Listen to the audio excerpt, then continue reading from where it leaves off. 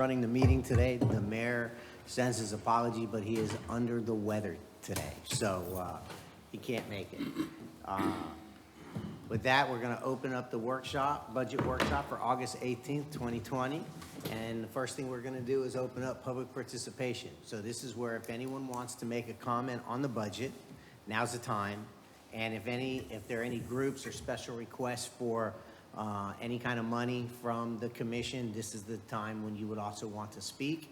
I'm going to start the counter. We have 3 minutes, but I'm not going to necessarily hold you right to 3 minutes because it is a workshop. But please be mindful of the time and no need to repeat yourself, so on and so forth. So with that, public participation is now open. Who's first? Good morning. Let me first apologize to everybody for being late. I left with good intentions, but I apologize. 44? Yep. Traffic and trucks. And the railroad, don't forget. Yeah, Got the train too. No train today, but. Heather, go ahead, please. Good morning, everybody. My name's Heather Paternoster, the Development Director at Atlantic Center for the Arts. Address there is 1414 Art Center Avenue. I am here this morning for a couple reasons. The first is to thank you all for your support of Images, the Festival of the Arts, and the George and June Musson Award, which is our second prize.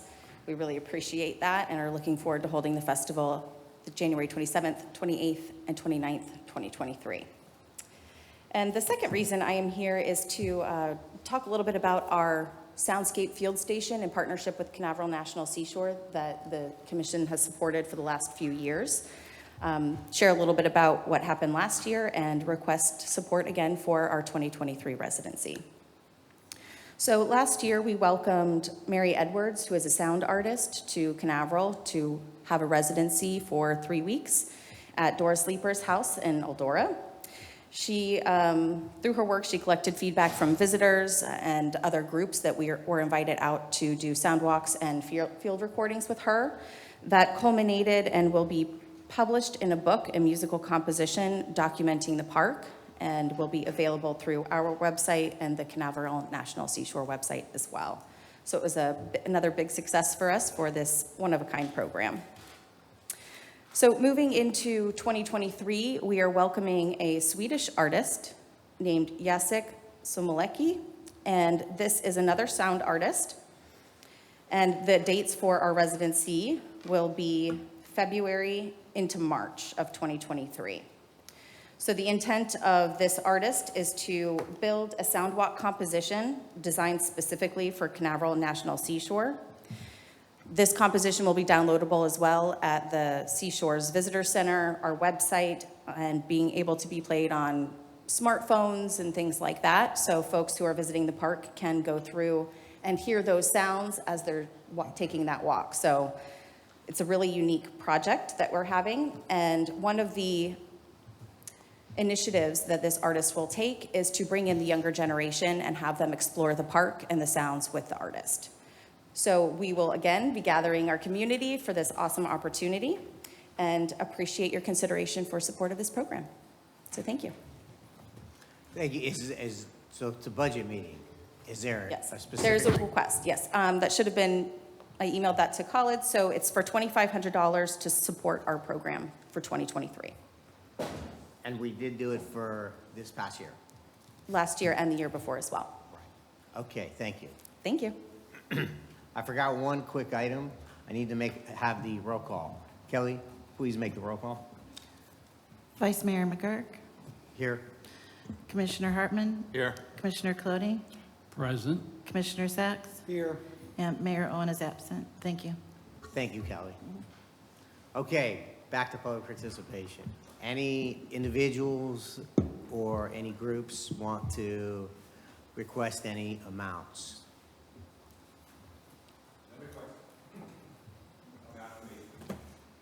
Comments, questions, all good. Great. Morning. My name is Jesse Romero, 708 South Cooper Street. I noticed you got $2 million allocated for street paving and painting. You said, I'm sorry, we have what dollars? You have $2 million allocated $2 for million. street repaving around the city here. I'd like to see the area between 2nd Avenue and Flagler Avenue on Atlantic, you have two crosswalks. I noticed the crosswalks on Canal Street have the "It's a Law" sign on there. Also has nice painted lines on there and the signs beautifully. Also down on A1A, south of, down 3rd Street, I believe that it's also two of them down there. Yet between 2nd and Flagler, there's nothing there. There's a sign, the old yellow mustard color signs, and the new signs, the lime green ones there. There's also the lines on the streets are very faded. So I would like for you guys to consider that be a priority before somebody gets hurt. So the specific request is you want the lines repainted? Or if you're gonna redo the street, wait till you do the street and lines painted and the signs, and "It's a Law" sign on the side there, because we have a lot of tourists here. They don't know it's a law in Florida to stop for the crosswalks. Other states, not a law. So it would behoove them to know, hey, what's the process here? And another question I have is, the property on 140 North Flagler was bought about 2 years ago, I understand? The house? The purchase? Yes. Okay. And I understand you guys were gonna move it, you're gonna leave it there. Nothing happened, basically. So it's been 2 years now, the city has paid taxes on it, utilities to maintain it. What is the process for that? What do you plan on doing? We're still working on it. We have had lots of public input. I mean, that's not necessarily That's not today, specifically sorry. related to the Right. budget, but the bottom line is we're having lots of community meetings because there's lots of public opinion on that. We want to make sure we're doing the best we can with the community's tax dollars. Okay, great, thanks. Vice Mayor, just if I might say on Sure. this one, it's 120 Flagler. We're presenting several options on the workshop on the 30th regarding this specific building, so. Okay, thank you, City Manager. Okay, public participation is still open. All right, seeing none, we're gonna go ahead and move into the workshop. And first up is gonna be Leisure Services. Rob, there you are. So after a long 6-8 months of this, now we're finally starting to get down into the last few remaining meetings, so. Okay. Now's the time to summarize what you want us to know. Yes, sir. Good morning, guys. Appreciate the opportunity to talk to you guys this morning and review our budget. I've got a quick slideshow we're going to go through. First slide gives a breakdown of just what Leisure Services consists of, our office and our facilities that we operate. The vision of our department, providing places and recreation opportunities for all people to gather, celebrate, contemplate, and engage in activities that promote health, well-being, community, and the environment within the city. That's the vision and our goal. Our staffing levels remain the same. We have no requests for additional staffing that were approved for this upcoming fiscal. This is our first breakdown of the three budgets we have. We have three budgets: the recreation budget, which operates the Babe James Center, events and activities, some athletic leagues we operate out of Babe James. But this is our main budgetary fund. This is the breakdown of how it will look in relation from 22 to 23 with my proposals. And the capital projects listed below, the one ARPA project with the skate park and the ECHO grant that we plan to apply for in the fall. Page Park Pickleball, which has been well documented, is a project that we're working towards. And then a $20,000 splash pad chiller to cool the water. That's kind of on the high end. That was the initial estimate that we went in with, but we've been kind of workshopping that, and we're actually hopeful to get that done this fiscal year. So fingers crossed. Any questions on the recreation portion of that before I go to the next slide? Do you have any way to track the usage at the splash park? That's actually something I've been thinking about. I've been thinking of more so than just the visual counting of attendance, but to get some type of mechanism that counts clicks on the gate. We don't have anything in place currently, no, sir. Okay. But that is something I've thought of. Yeah, I didn't know if there was some way to, every time that it gets activated or, something like that. We can look into that. Okay. Okay. Go ahead, Mike. Yes, sir. Well, I want to congratulate you on being the first person up here that I can vent at. I don't know if that's a good thing or a bad thing. It's neutral. Okay. As far as it applies to you. During our various budget things, I expressed my opinion that there's absolutely no way I'm going to vote to increase the millage rate. And I had asked our city manager to go back to everybody who works under him and find a way to bring their expenses down to the point where there's no need for a millage rate increase. Have you looked for and have you found anything? I have some ideas on what I can reduce our budget on. Yes, sir, I do. I don't have an exact figure that I've been asked to bring it down to, but I have some ideas that I can trim some if needed. Could you expand upon that? I don't need dollar for dollar details, but yeah. where are you looking? Let's see. I have some items in small equipment repair.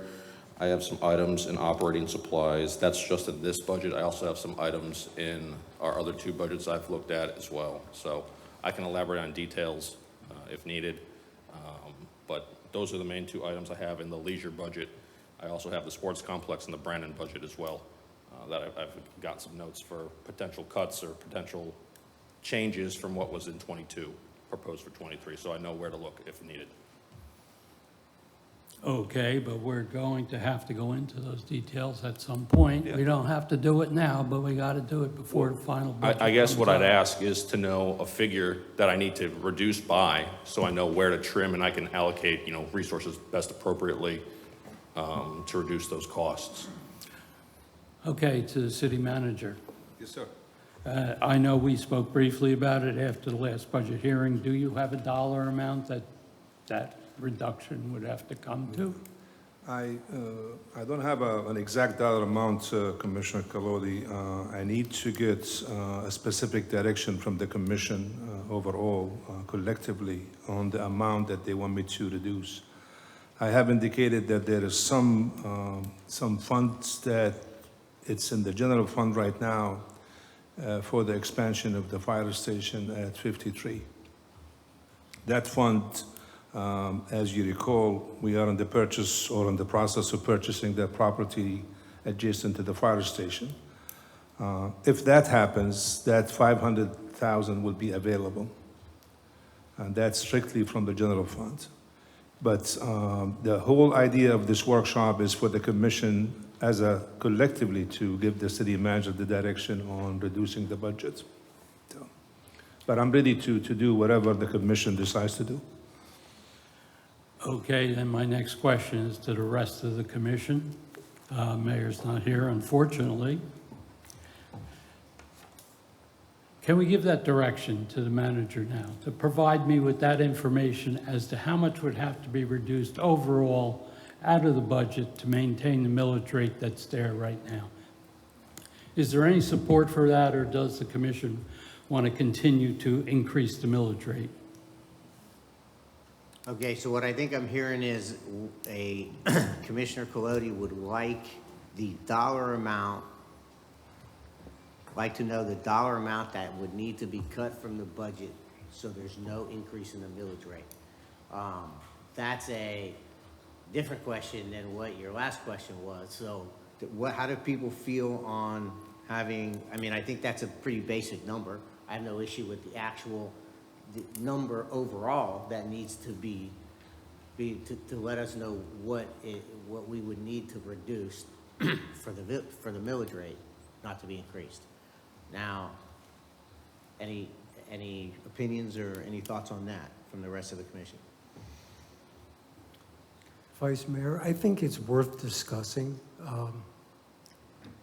And unfortunately, the Leisure Services Director is here first. So you would probably be the one to ask heavily if you can make cuts to keep you working, but to reduce some of these new improvements. To be honest, I've always said, very simply, fix the old plumbing before you put the addition on the house. So we have the skate park's been there, yes. For that project, I would say, fix what needs fixing. If we're looking into expanding, and I see expand park, maybe that can be cut back till next year, if we're that tight. My problem with the budget is, we have this tremendous infusion of dollars and the property values have gone up. And it just seems like yes, it's a small increase, but maybe we can meet that small increase with some cuts that keep people happy and keep our workers in the proper equipment they should be in, keep the city rolling. So it's worth having that discussion with Mike, I agree. Okay, so let's narrow something down here. The question from Commissioner Colodi was, he wants a dollar amount that we would need to cut from the budget so there's no millage increase. I think what I'm hearing from you is you're in favor for that. Yeah, Okay. well, it's worth discussion. When would that number be available? The overall Well, number? I think it's not when the number will be available. I think the commission needs to give me a direction of saying, I'm gonna drop the millage by this much. Yeah. My suggestion is, you have a commission discussion at the end of the meeting. I think you listen to all the presentations, and then at the end of the meeting, during the commission discussion, you could come back and say, this is what we want you to do. Obviously, I had mentioned, we have 3 union contracts that we approved. These union contracts that we approved have significant financial impact on the budget. And when we did that, I think the idea was, it was incrementally to increase the millage this year and then the following 2 years, slightly the following 2 years. That's correct. Now, there is some room to wiggle on this, as I mentioned, the 500,000. But right now, if you're asking the departments to cut from their budgets, which means they're gonna go into items and cut from it, which is it's to the bone. Yeah. Now, regarding the skate park, the commission has approved the staff to apply for an eco grant. So if you forego on this one for next year, which means you're gonna forego the eco grant, and that's gonna impact our opportunity and probability of getting any grant for the future, because we're gonna forego this one. So, I mean, whatever the Yeah, no, commission wants, I understand. So, and I agree, we're gonna move forward with hearing if we can make, at the end of the meeting, we can go ahead and, have that discussion on what it is that we may wanna cut.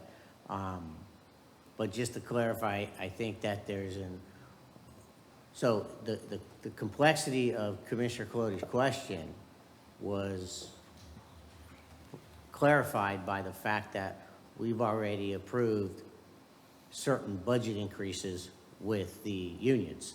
So it gets a little more complicated than just simply a basic overall number to cut from the budget. But I think we all understand at the end of the meeting where we're gonna be with that. Vice Mayor, if I may. Hold on, Go ahead, hold on. Randy, you didn't have Go a ahead, chance. So if memory serves me right, I think at the last meeting, we said it was about $2.2 million to cut it, to get us back to our existing millage rate. So that would be a figure that we're looking for. But I certainly don't want to say at the beginning of this whole process, we're going to cut the millage back to the previous millage until I've heard everybody's presentation. I mean, I can't make a fair determination until we've had all the presentations, because a lot of these projects may very well be warranted, and some of them we've been put on hold for a couple of years already. You know, the roof at the building ops. So I'd rather wait till the end of the day to have that discussion, once everybody's had their presentation, and we can decide then if we're looking at a specific rate less than what we've already approved, but we've already approved the max. So until I get everybody's input and presentations, I'm not ready to make a decision on, I want you to cut $1 million, Right. So, Okay, I wanna, Jake, you had a comment. I want you to make your comment. Well- I'm gonna finish with Mike and I'm We gonna wanna have keep the moving on. services director in front of us. So I'm sending that message as well as Commissioner Colodi. Let's see if we can cut a little more. Is it possible to go back to the same millage rate that we had? That was actually one of my requests quite some time ago, a few meetings ago perhaps. So Okay. can we get there? Let's really, this, now there are departments come to us with their final. Can they go even tighter on the budget? But keep us rolling. Because I know they got to get as much money as they can, and they got to spend as much money as they can. Can they do with less and still keep people happy? Salaries come first. That's an agreement. And salaries and bonuses for people who had to work during high-stress period. I think it's worth discussing, but Commissioner Hartman. Well, I think we all is think right. it's worth discussing, but we're gonna go ahead and go through we wanna get through these, presentations, and then we That's can go fine ahead with and me. start hitting. That's Commissioner fine. Colodi? I've said my piece.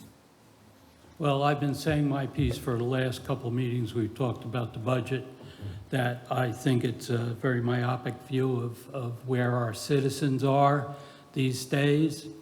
We have no control over inflation. We have no control over the federal government throwing money out there and raising the cost of everything.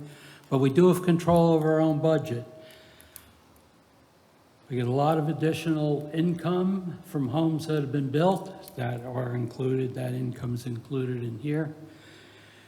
We're just not thinking more of the citizens in general. We might only be thinking about our little government process here, which is very important, but to add to the burden that everybody is paying right now, I will not be a part of it. I've already voted to improve the trash collection rates.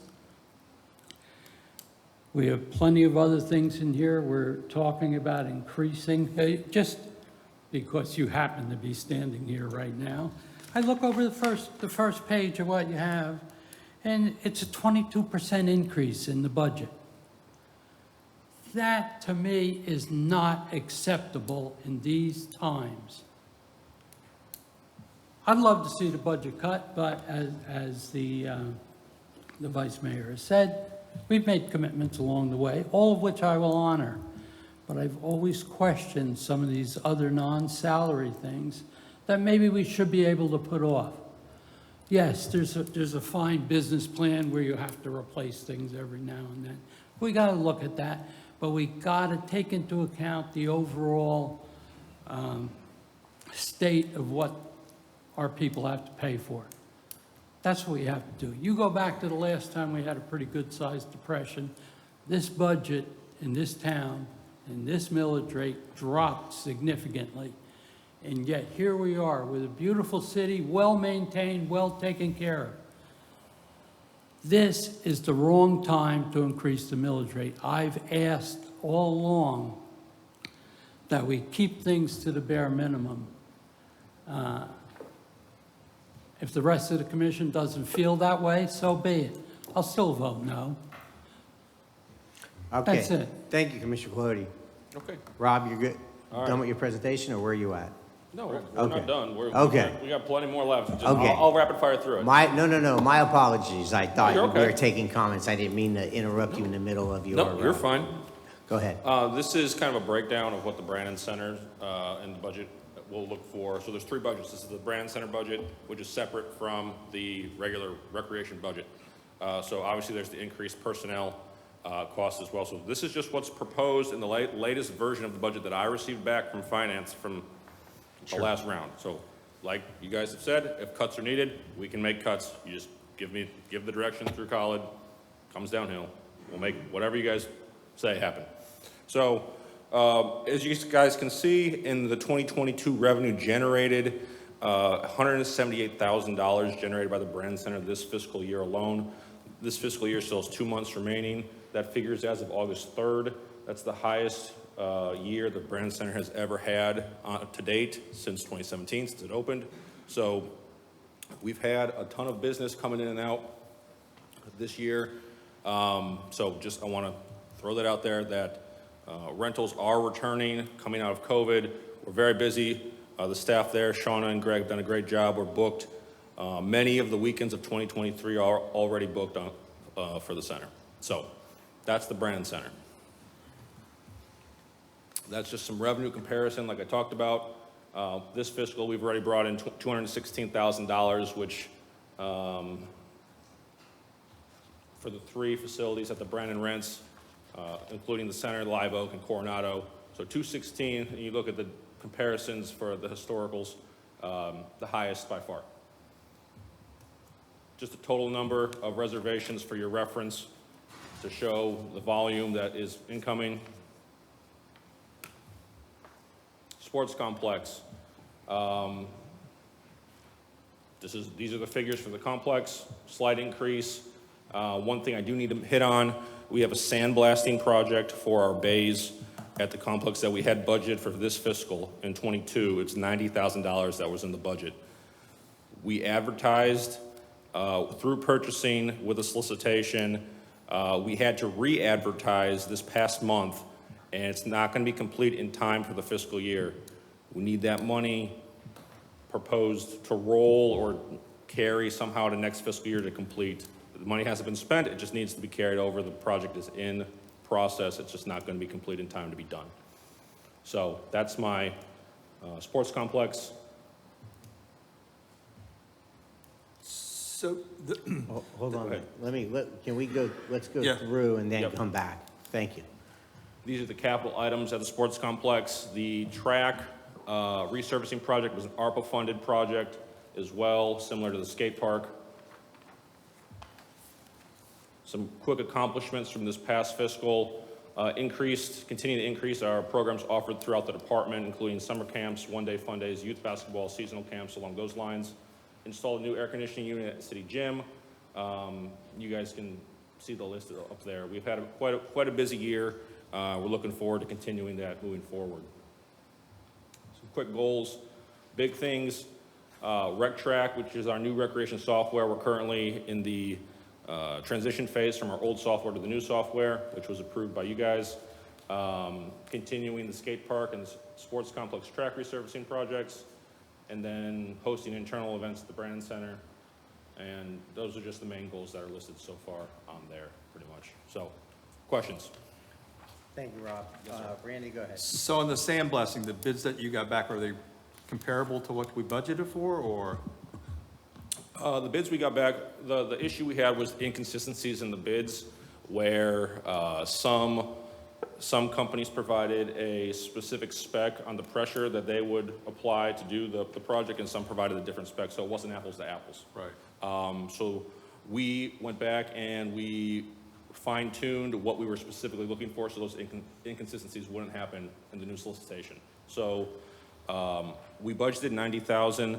The pricing we had back was more than $90,000, but being able to have some funding available in the new budget and the $90,000 carrying, we should be fine. Okay. Any questions? Okay. No questions. I appreciate your hard work. You know, people rave about our stuff, and we'd like to add more new stuff. So my fear right now is, I feel like the city is richer than its people. Really. You know, we got to show people that we spent as much as we took in and everything's on the up and up. And I had asked Khalid and Natalia, can you sharpen that pencil? You know, I hate to use the old proverb, but it's yes at this time. But try and start some of these projects if you have any leftover monies. Like there was a pump. Is the pump still working? Things like that, the $20,000 expenditure. And there's even more. Sure, we're trying to get the splash pad pump chiller installed this fiscal year with remaining budget that we have, and we're currently working on that. And if we do get that installed, we won't need that capital item. I'm wondering, is it cost feasible to start some of these nice features? We're adding the skate park addition. You see, I would say at this time, just fix what we really need to fix at the skate park and freshen it up and get it #1 Class A. Maybe expansion should wait. That's just one of my thoughts about, you know, I'm not going to talk numbers because I don't know them, except from what I read. Thank you, But is Rob. that, you know, a way we can go? Because we just, let me just tell you. We just reconsidered a motion last time. Instead of fixing a $30,000 roof for our employees, to patch it. So let's find some more cuts. Because that to me is a cut. When we could have just voted for it. Okay, I'm done. Rob, thank you for your Thank you. summary of leisure services. Thank you, guys, appreciate it. You bet. All right. Chief, good morning, welcome.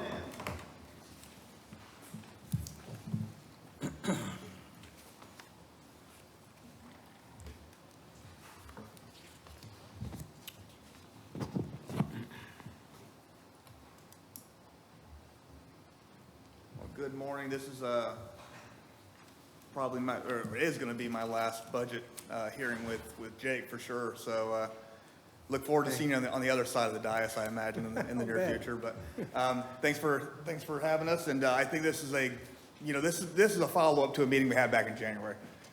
Public safety comes to you in January and talks about what their budget needs are, what we predict are going to be in the next year. It's a really early start, but we like to plan ahead and get you guys the stuff you need in front of you, early on. This slide presentation is primarily what you saw back in February or January, but real quickly, our fire department's broken up into 3 different divisions. We have fire and EMS services, we have medical transport, and we have emergency management.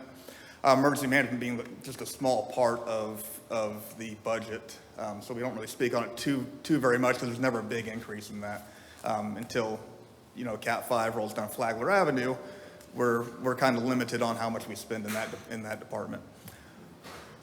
Last year we ran 6,200 calls.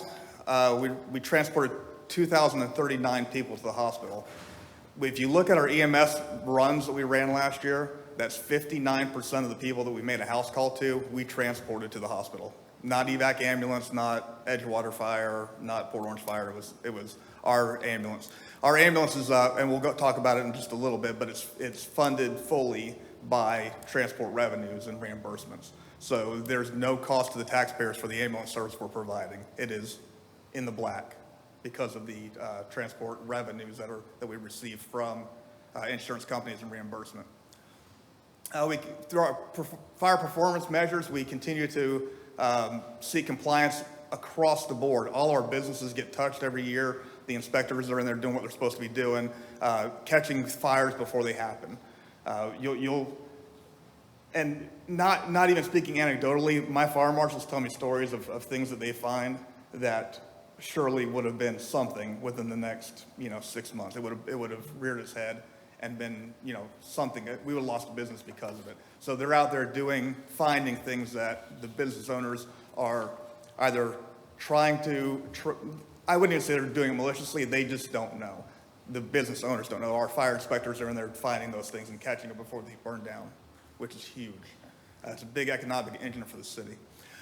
Strategic issues like we talked about in January. Traffic's going to be an issue that I bring to you every single year.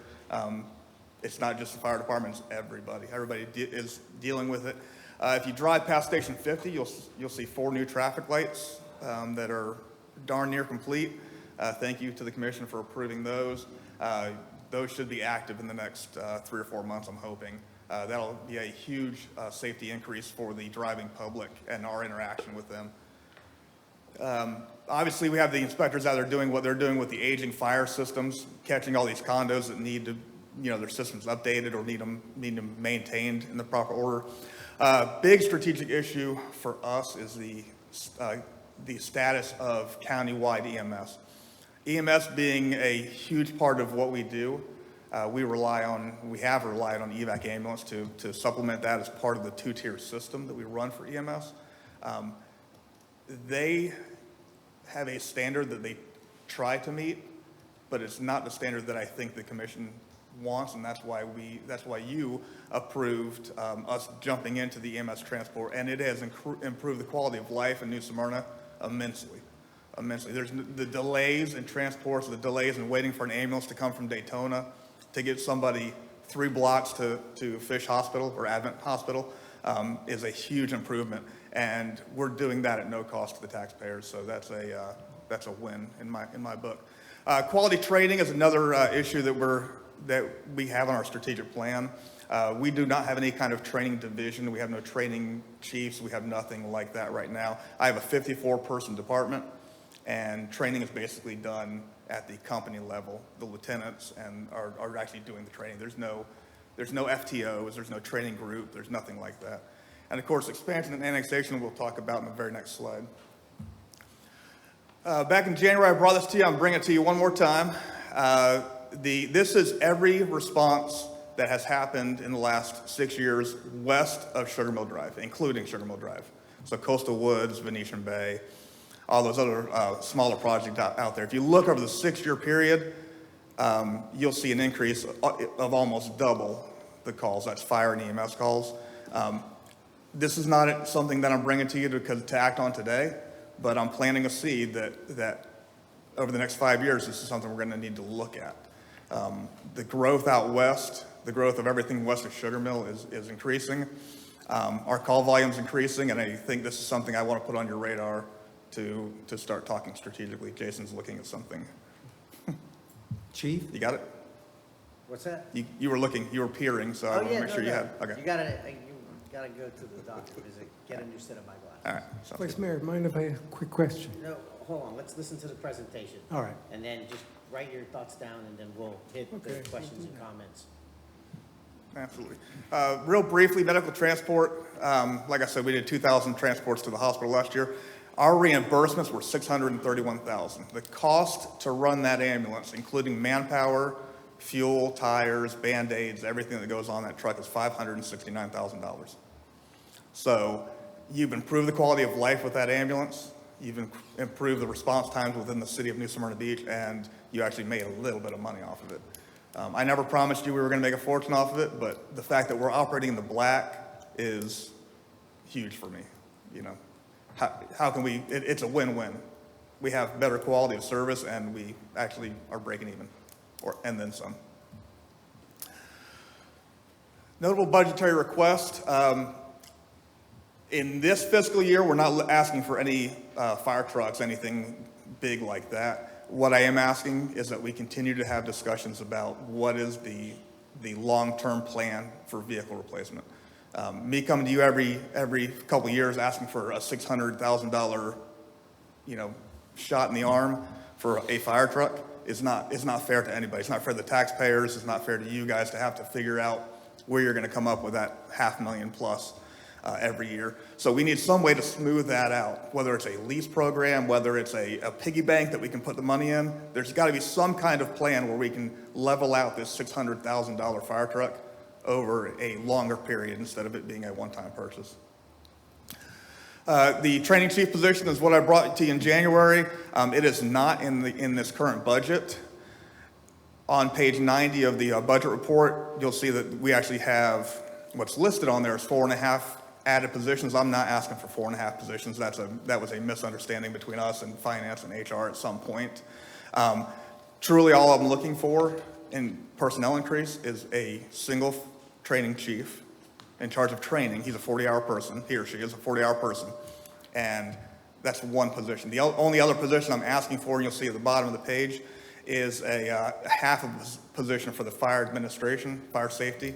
That is basically their admin too, is a part-timer right now, and the amount of inspections and plans reviews and everything that they're going through at the Fire Safety Management Bureau, they need a full-time administrator. She's doing half-time right now, and she needs to be full-time, because that's if you want me to prioritize that is probably the biggest and cheapest way to improve fire safety management in the city is to improve that one position to improve it from one half-time to a full-time employee. So that half-person increase would be a huge increase in public safety overall on the fire side. Over the next year, we're going to be looking at, we're going to be evaluating the need and the cost return on the additional transport unit. Like I demonstrated before, we're transporting 59% of every call we run in the city. There's enough room in there for us to put a second unit on and improve the quality of life for everybody, and likely do it operating the black still. So that's something I'm going to be bringing to the new commission, whoever that may be, and we'll see where that lands. I have approval, tentative approval from EVAC Ambulance to allow us to do it, because they are kind of the gatekeepers on the COPCN. So we have had discussions about it, so it is a possibility. It's just a matter of getting approval from whoever's sitting up there to move forward on that process. And then at some point in the coming year, we're going to be bringing forth the consideration of a business tax receipt for fire inspections.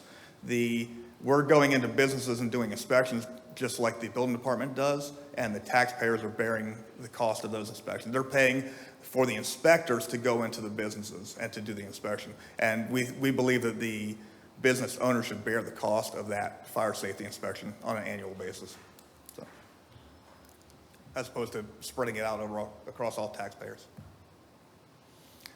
Capital improvement in the coming year, actually that top line is not really, that is my mistake, that 205, that should not be there, so ignore that. That is just was a placeholder from last time where we were talking about figuring out some way to get a vehicle replacement fund started. The battalion chief vehicle, that's the shift commander. That vehicle currently is an F-250. We're looking at replacing that one. It's worn down and needs to be replaced relatively soon. With the approval of a fire training chief, training captain, there will be a vehicle added to that. That would be an impact fee item, as would any kind of gear, radios, anything that goes along with that position. Looking at replacing the fire inspector vehicle, replacing a commercial gear extractor, which is to reduce carcinogens and toxins that are inside the gentleman's gear when they're fighting fire. And last on the list is a fuel tank for the generator at Station 53. That fuel tank's deteriorating on the inside, and $66,000 is a big cost for a fuel tank, but if you look at the scope of the job with all the environmental impacts that go along with it, that's actually a pretty good estimate of what it's going to cost. All right. And now I throw myself at your mercy. Okay, thank you, Chief. Jake, you want to chime in? I'll let you start first. No, Chief, we love the fire department, what you guys do, and we want to keep you safe. And now you're bringing in revenue. You know how much I value your job and what you do for the people. So the only thing I would ask is we're looking to purchase the land for inspection, next door to Station 50. Correct. So you're not planning on asking or in this budget looking to tear down the building and start working on a new building, right? So any cost incurred on that building is going to come out of impact fees. Okay. It's growth necessitated, so we can actually apply impact fees. It will not touch the millage in any fashion. Okay. Thanks. Okay, any other comments? Mike, go ahead. Yes, sir. My biggest concern is the purchase of that building. I understand it's fire impact fee. Whatever we do past that, of course, will be added to the budget in the future. My concern is I think it's not the best way to spend that money. I'd rather see you spend even more budgeted in the future to construct a brand-new facility at any one of the fire stations, wherever you feel it is important. Yes, this looks like a good deal up front, but I don't think it necessarily is. I'm pretty comfortable with your budget. Obviously, I would like you to look for items. They might be smaller than some of the other departments, but I like your forward-thinking approach to how we're dealing with it. Your comment on the $600,000 for a fire truck is true. It would be nice to set up a fund for that. But then again, if you're buying one vehicle every year, it's not truly a $600,000 increase. It's you're progressing along by spending the money. So, good job so far. Randy? All right, you ready? Yes, sir. So with the medical transport, the county taxes each and every one of us to provide that service. I'm sorry, say that, start The over. county taxes all of us to provide that service countywide, and yet they're not providing that service? Are we getting any reimbursement back from them for doing that for them? For doing it for them, no, but as a matter of fact, it's the opposite of that. So we're doing the service not for them, we're doing for the citizens of New course. Smyrna. We're providing better However, service. however, we are providing it under their COPCN and their license. They actually charge us 10% for the billing process that goes along with that. So if it's a $300 reimbursement to, Fish Hospital, they get $30 every time we do that. Okay. So it's the opposite of what you're suggesting. And that's obviously, to bring that point to bear, they actually have started implementing BLS transport units, which is a basic life support transport unit, because they cannot hire paramedics. They cannot get people to staff the trucks that they have. So they have implemented basic life support units, and in some cases, because that's the only unit available in a reasonable amount of time, we actually throw our paramedics on their ambulance, and they drive our paramedic and the patient to the whatever hospital they need to, if it's an advanced life support call. Right, so and with the additional transport unit, has there been any discussion with the county as to fee waivers where we're not paying them 10% since we're providing the service that they've already taxed the residents on? Sure. So we continue to just have discussions with that. I think that there may be discussions that need to happen well above my level. Yes. But yes, that is brought up at just about every monthly fire chiefs meeting we have, that the 10% is unreasonable. And we could do a whole lot better with a private billing service if we were ever allowed to go that route. Okay. The purchase of the training individuals, is it a chief officer or a captain's position? It would be a chief officer. It would be a division chief, Not a captain. not a captain, no. And it would be a 40-hour position, combat. Right now, I have a 54-person department. I have 2 people in administration, myself and the deputy chief. Nobody else is in charge of training or EMS or anything like that. It's all handled at the chief and deputy chief level, with the battalion chiefs picking up some slack as shift commanders. And so the fuel tank at Station 53, they have their own separate fuel tank? Because aren't they right next to the city's fuel farm? They're not as close as you think, but yes, that is something that came to my mind as well. The generator is actually over by the swale near the airport, so it does have its own tank that the generator sits on top of. The other thing I have considered and asked David Ray to look into is converting it to natural gas, so we never have to deal with this again. Because there is natural gas available there, Okay. Can it be converted, cost effectively and give us a more sustainable So solution? this to fuel tank is just specifically for the generator? It's only for the generator. Only for the Yep. generator, okay. Thanks. Okay, got a few Vice Mayor? for you. Okay, you haven't asked. I'm sorry, say that again? Go ahead. No, I'll go after you. Okay. So, question on the transport operating in the black. Is it truly operating in the black, or does it have, for example, the city marina, which appears to operate in the black, but the capital outlay and investment is not calculated as part of the the return on investment? Sure. So it doesn't really necessarily operate in the black, just the way government accounting works. So from a business perspective of a P&L, profit loss, capital investment, is it actually operating in the black? So if you were to establish a second transport unit tomorrow, the cost to bring on that capital would be $350,000, and you would amortize that over the 10-year period of the vehicle, the equipment, and all that. It would be $35,000 if you amortize that, which would still operate below that $100,000 threshold that it's bringing in right now. Now I will not stand here and promise you that bringing a second transport unit on is going to bring in an additional $100,000. That's not Understood. reasonable. Yeah, That was there's just an analogy there is you a used. there is a plateau that if I brought in 7 units, they're not all going to make Okay. $100,000. The training person, so a lot of times we hire one, you need to hire 1.5 or 2. Yep. Is this deal with time off, all that different, is this gonna be different where it's truly one person? Or is the one person gonna be another half or one additional person to deal with all the different, benefit related, time off, sick pay, being sick? What are we looking at here with that training? So that position would be a single person, salary, benefits, and all included. There would be no overlap, no overtime coverage, no nothing like that. That person, if they were not here for a week, they would just not be here for a week. We have very few positions in the fire department that we have the latitude to say, you know, you can be vacant for a week. That's one of them. Of course. You know, if I have a lieutenant on an engine company, I have to backfill that with overtime. And But that's why I was that's not the asking. case here. Perfect. If I need to go to the mountains for 2 weeks, we don't backfill me.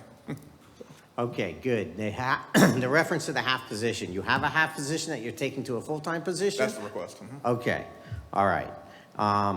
Business tax receipt got my attention. I sure did. So, just because one person or one entity does it, doesn't mean it's good. It's a good policy. Ironically, it used to be called a business license. Now it's called a tax. So a lot of questionable things going on there. The business pays for fire in their property taxes, and the business is not homesteaded. So the business taxes go up significantly, and part of that tax is for fire, correct? Correct. When the business does a renovation, remodel, or something, and they have to pay impact fees, they also pay into a new additional fire impact fee like they do police or anything else. Yeah, impact fee wouldn't be applied to that position or to that need. To that It project. has to be road necessitated. So yes, they would pay impact fees, Well- but there's no way for me to move that to. Well, that. what I'm saying is. There's a tax there. As a small business person, I'm getting hit twice. Sure. Whenever I did a remodel. And the concern that I have is what you're proposing is being done all over the place. It's not you I have a concern with. It's a concern that you pay into a tax, then they find all these other little ways to start taxing you that doesn't show up or is not obvious. I like to keep things clean and straightforward. This is fire, this is what they do, here's the tax that you pay on your property taxes. So, you're gonna need to run that by me real slow and a lot of detail in the future if you want me on board with that one. Well, Simply because, I certainly appreciate the scrutiny because that is, you know, obviously the impact from the small business owner is what we have to consider. yeah, You know. but, yeah, I'm paying the tax twice. Yeah. And it's not necessarily, and I don't want to say you're not trying to be transparent, but the way, and the state does this all the time, you know, they get you and then they have all these other little taxes that they hit you with. So anyway, that got my attention for sure. Replacement vehicle, I got a question about that. No doubt that y'all need vehicles that need to be replaced. Right now, the cost of vehicles is one of the most outrageous things going on in this country right now due to lack of inventory because of chips and all the different so-called problems with supply chain issues. I myself haven't gotten a vehicle in the past year and a half simply because I'm refused to pay that kind of price. So are the vehicles that you're requesting absolutely necessary at this time? Or can we wait another year and a half as we expect the economy to slow down and inventories to build up a little bit to where the cost of those vehicles won't be so high? 90,000 for a vehicle impresses me. Yes. So, and obviously that 90,000 is all inclusive with lighting packages, which is running 5,000 radios and all the other things that go along with that. It's not just a $90,000, you know, King Ranch that we're looking at. As far as that goes, we buy all of our vehicles off the sheriff's office bid contract. So it actually does not get a market adjustment like it would at a dealership. Right now, the dealers are marking up vehicles significantly, and the sheriff's office contract doesn't allow for that. Can we punt this down for another year? We could, but I can't guarantee that the price is going to be any better in the following year. It might even be worse. But could it be punted? It possibly could. Thank you, appreciate it. Jake, you had something else you want? Yes, Chief. For the predicted growth, I can see that we would need to expand your admin and fire prevention capabilities.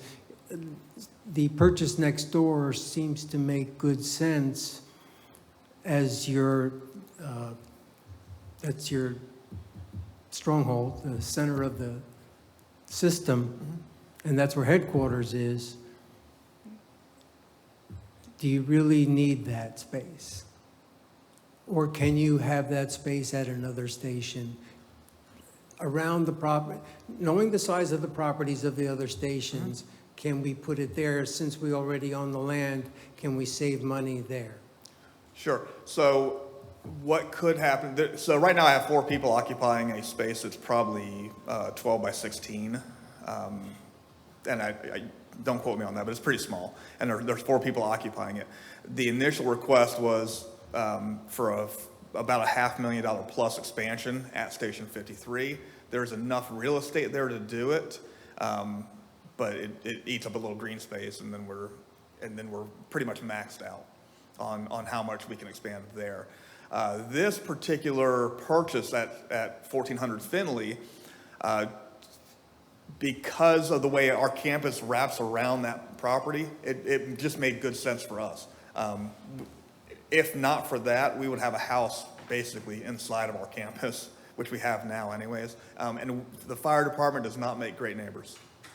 I don't know if anybody's ever lived by a fire station. We're not good neighbors. We're noisy, and we don't really pay too much attention to noise ordinances at 4 o'clock in the morning, I'm ashamed to say. But, so it just made sense for us. I appreciate having the fire marshals downtown where I can actually, touch them, and where people can, when they need to come see the marshal for a plans review or whatever, they're actually coming to a fire department headquarters, not an outbuilding at a fire station up at the airport. So long term, it's the right move, in my opinion, and the land being, it's right for what we're trying to accomplish there. So you think the price is right? Do you have it off the top of your head For the land? and the land's house? 165,000 for the land it's 2 acres basically. No, I'm sorry, it's 0.9 acres. But And if you put it once off, you absorb the setbacks, If we put it off, we could lose it. I We mean, will somebody lose it. will We buy will it, lose it, right? yeah. Somebody's gonna flip Could it. be commercial, right? yeah, somebody's gonna flip it. Yeah, okay. So Thanks, just throwing it out there. the unknown, the unsure cost, not the unknown, the unsure cost of that whole thing is what is going to be, what's the rehab, or what is the demolition and reconstruction of that project. The land's the right purchase. It's just what do we do with the buildings there? Do we keep it? Do we rehab it? Do we, scrape it off the slab and start from Light it on fire. light it on fire? And Chief, on the command vehicle, it's to the point of possible reliability and safety that you would like to? We get to that threshold where we start spending way more money than we need to on a vehicle that runs 24/7, 365, so. Initially, I wasn't going to ask anything of you, but just for my own thoughts. Sure. If we had to make kind of deep cuts. Thank We- you. So over 80% of my budget is personnel cost. Those personnel costs are basically what we negotiated and voted for, several meetings ago. So you're asking if I had to reduce the remaining 20% of things I don't have control over. I don't have control over utilities. I don't have control over fuel and tire cost and all those things. So that 20% is it's a very small part of the budget that you're asking me to look into. Aside from cutting some of the capital, I don't see where else, the truck, for example. Aside from cutting that out, I don't see a lot of room to work with. I try to make sure police and fire have what they need, but again, I come to you and ask you, what could wait a year? What can I wait? know our taxes are going to go up subsequently the next few years, but what can we do this year? I hate to ask anybody, any department, but I'll ask you too. Sure. So what can wait a year? Can I do without the training chief position for a year, possibly? Can I do without the administrator for the fire marshal's office? Absolutely not. That position is crucial to those guys, and we're looking at, it's a half a person. So No question there. that will make that office so efficient that they'll be out there doing what they're supposed to be doing and protecting, keeping businesses, on 4 walls, and that's important to me. So my job's to prevent fires, not to put them out, and that's what I'm angling for. Yes, sir. No, I was just, your responses are very good. And you've actually brought out items that could possibly be changed, such as a fuel tank. Switching that to natural gas would be a very large savings in the long run, in the operating costs as well as everything else. I still don't like the idea of the building behind the firehouse. I am less opposed to purchasing of the land, looking forward to knocking the building down, removing the raised septic system that's in front of it. That would impede the development and use of it. Those development costs are going to be high. They're not included in this budget anyhow, and that's impact fees. So I could be persuaded to purchase the lands knowing that it's not going to impact the budget now, but that it will in the future, because like you said, you're going to have to do this sooner or later somewhere. Correct. So are you coming to the ribbon cutting or you're not? I will as a private citizen 6 years from now. Thank you. One quick question. We look, the growth out west, those big jumps, I know we talked about them last year. Do you have 2022 numbers? I can get them to you. Yeah, I can get them to you. I'll shift Are they it. trending? I'll shift it back a month and I'll get it to you. Okay. Because obviously it's fiscal year. I'll just skew it 1 month negative and I can get it right to you, no problem. Thanks so much, Sean, appreciate it. Thank you. Thanks for the Real quick, presentation. Chief, in the future for the west, you're talking whole station, fully manned, bumper, rescue possibly? Sure. So what we're looking at there, we're looking at property south of 44 that's going to have 700 homes? 1,900 homes? Okay. So you're looking at property south of 44 at Airport Road. It's going to have 1,900 homes on it. That's not even on there. We're not even, so I think at some point we're talking about a fire station out there somewhere that serves Venetian Bay and whatever the South Project is going to be named. Where it's positioned now is not ideal, but will get us there until we can plan this out. Development being what it is out west is going to dictate how we do this and the best way to do it. And yeah, we're looking at another fire station at some point. Thanks. All right. Chief, thank you very thank you. much. I appreciate your time. So we're ahead of time. That's good. We're moving through. We have a break scheduled for 10:45, but if everybody is ready, we can skip that, not skip the break, but we can go ahead and move to police if police is ready, and then go into a break after police if that works. Anyone have any issues with that? Okay, seeing none. Chief?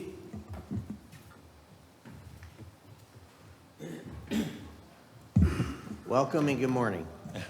Good morning, everybody. Good morning, Chief. So my presentation, I'm going to do a little bit of metrics to tell you where we are and where we're going. Talk about the demand for service and what we're experiencing now and what I expect we're going to be experiencing over the course of the next year to 2 years.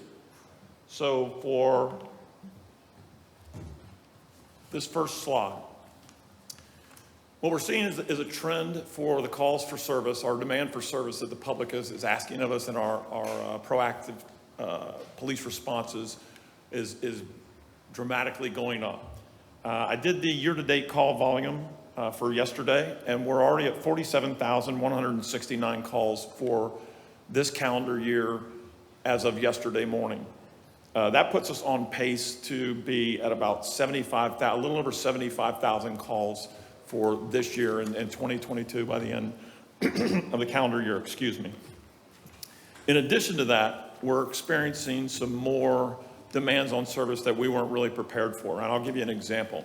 I've been meeting with the Volusia County School Board and talking about what a particular statute that was enacted this year means to us. This statute requires that law enforcement be present on every school campus at least once a quarter, and the talk has been that they want it once a month for a active shooter drill.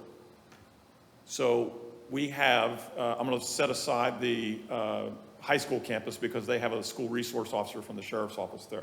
But we have the middle school, the 3 elementary schools, and the charter school here. That's 5 campuses that we'll be doing no less than 4 times a year. That's 20 drills that we have to be present for that we didn't have to do last year.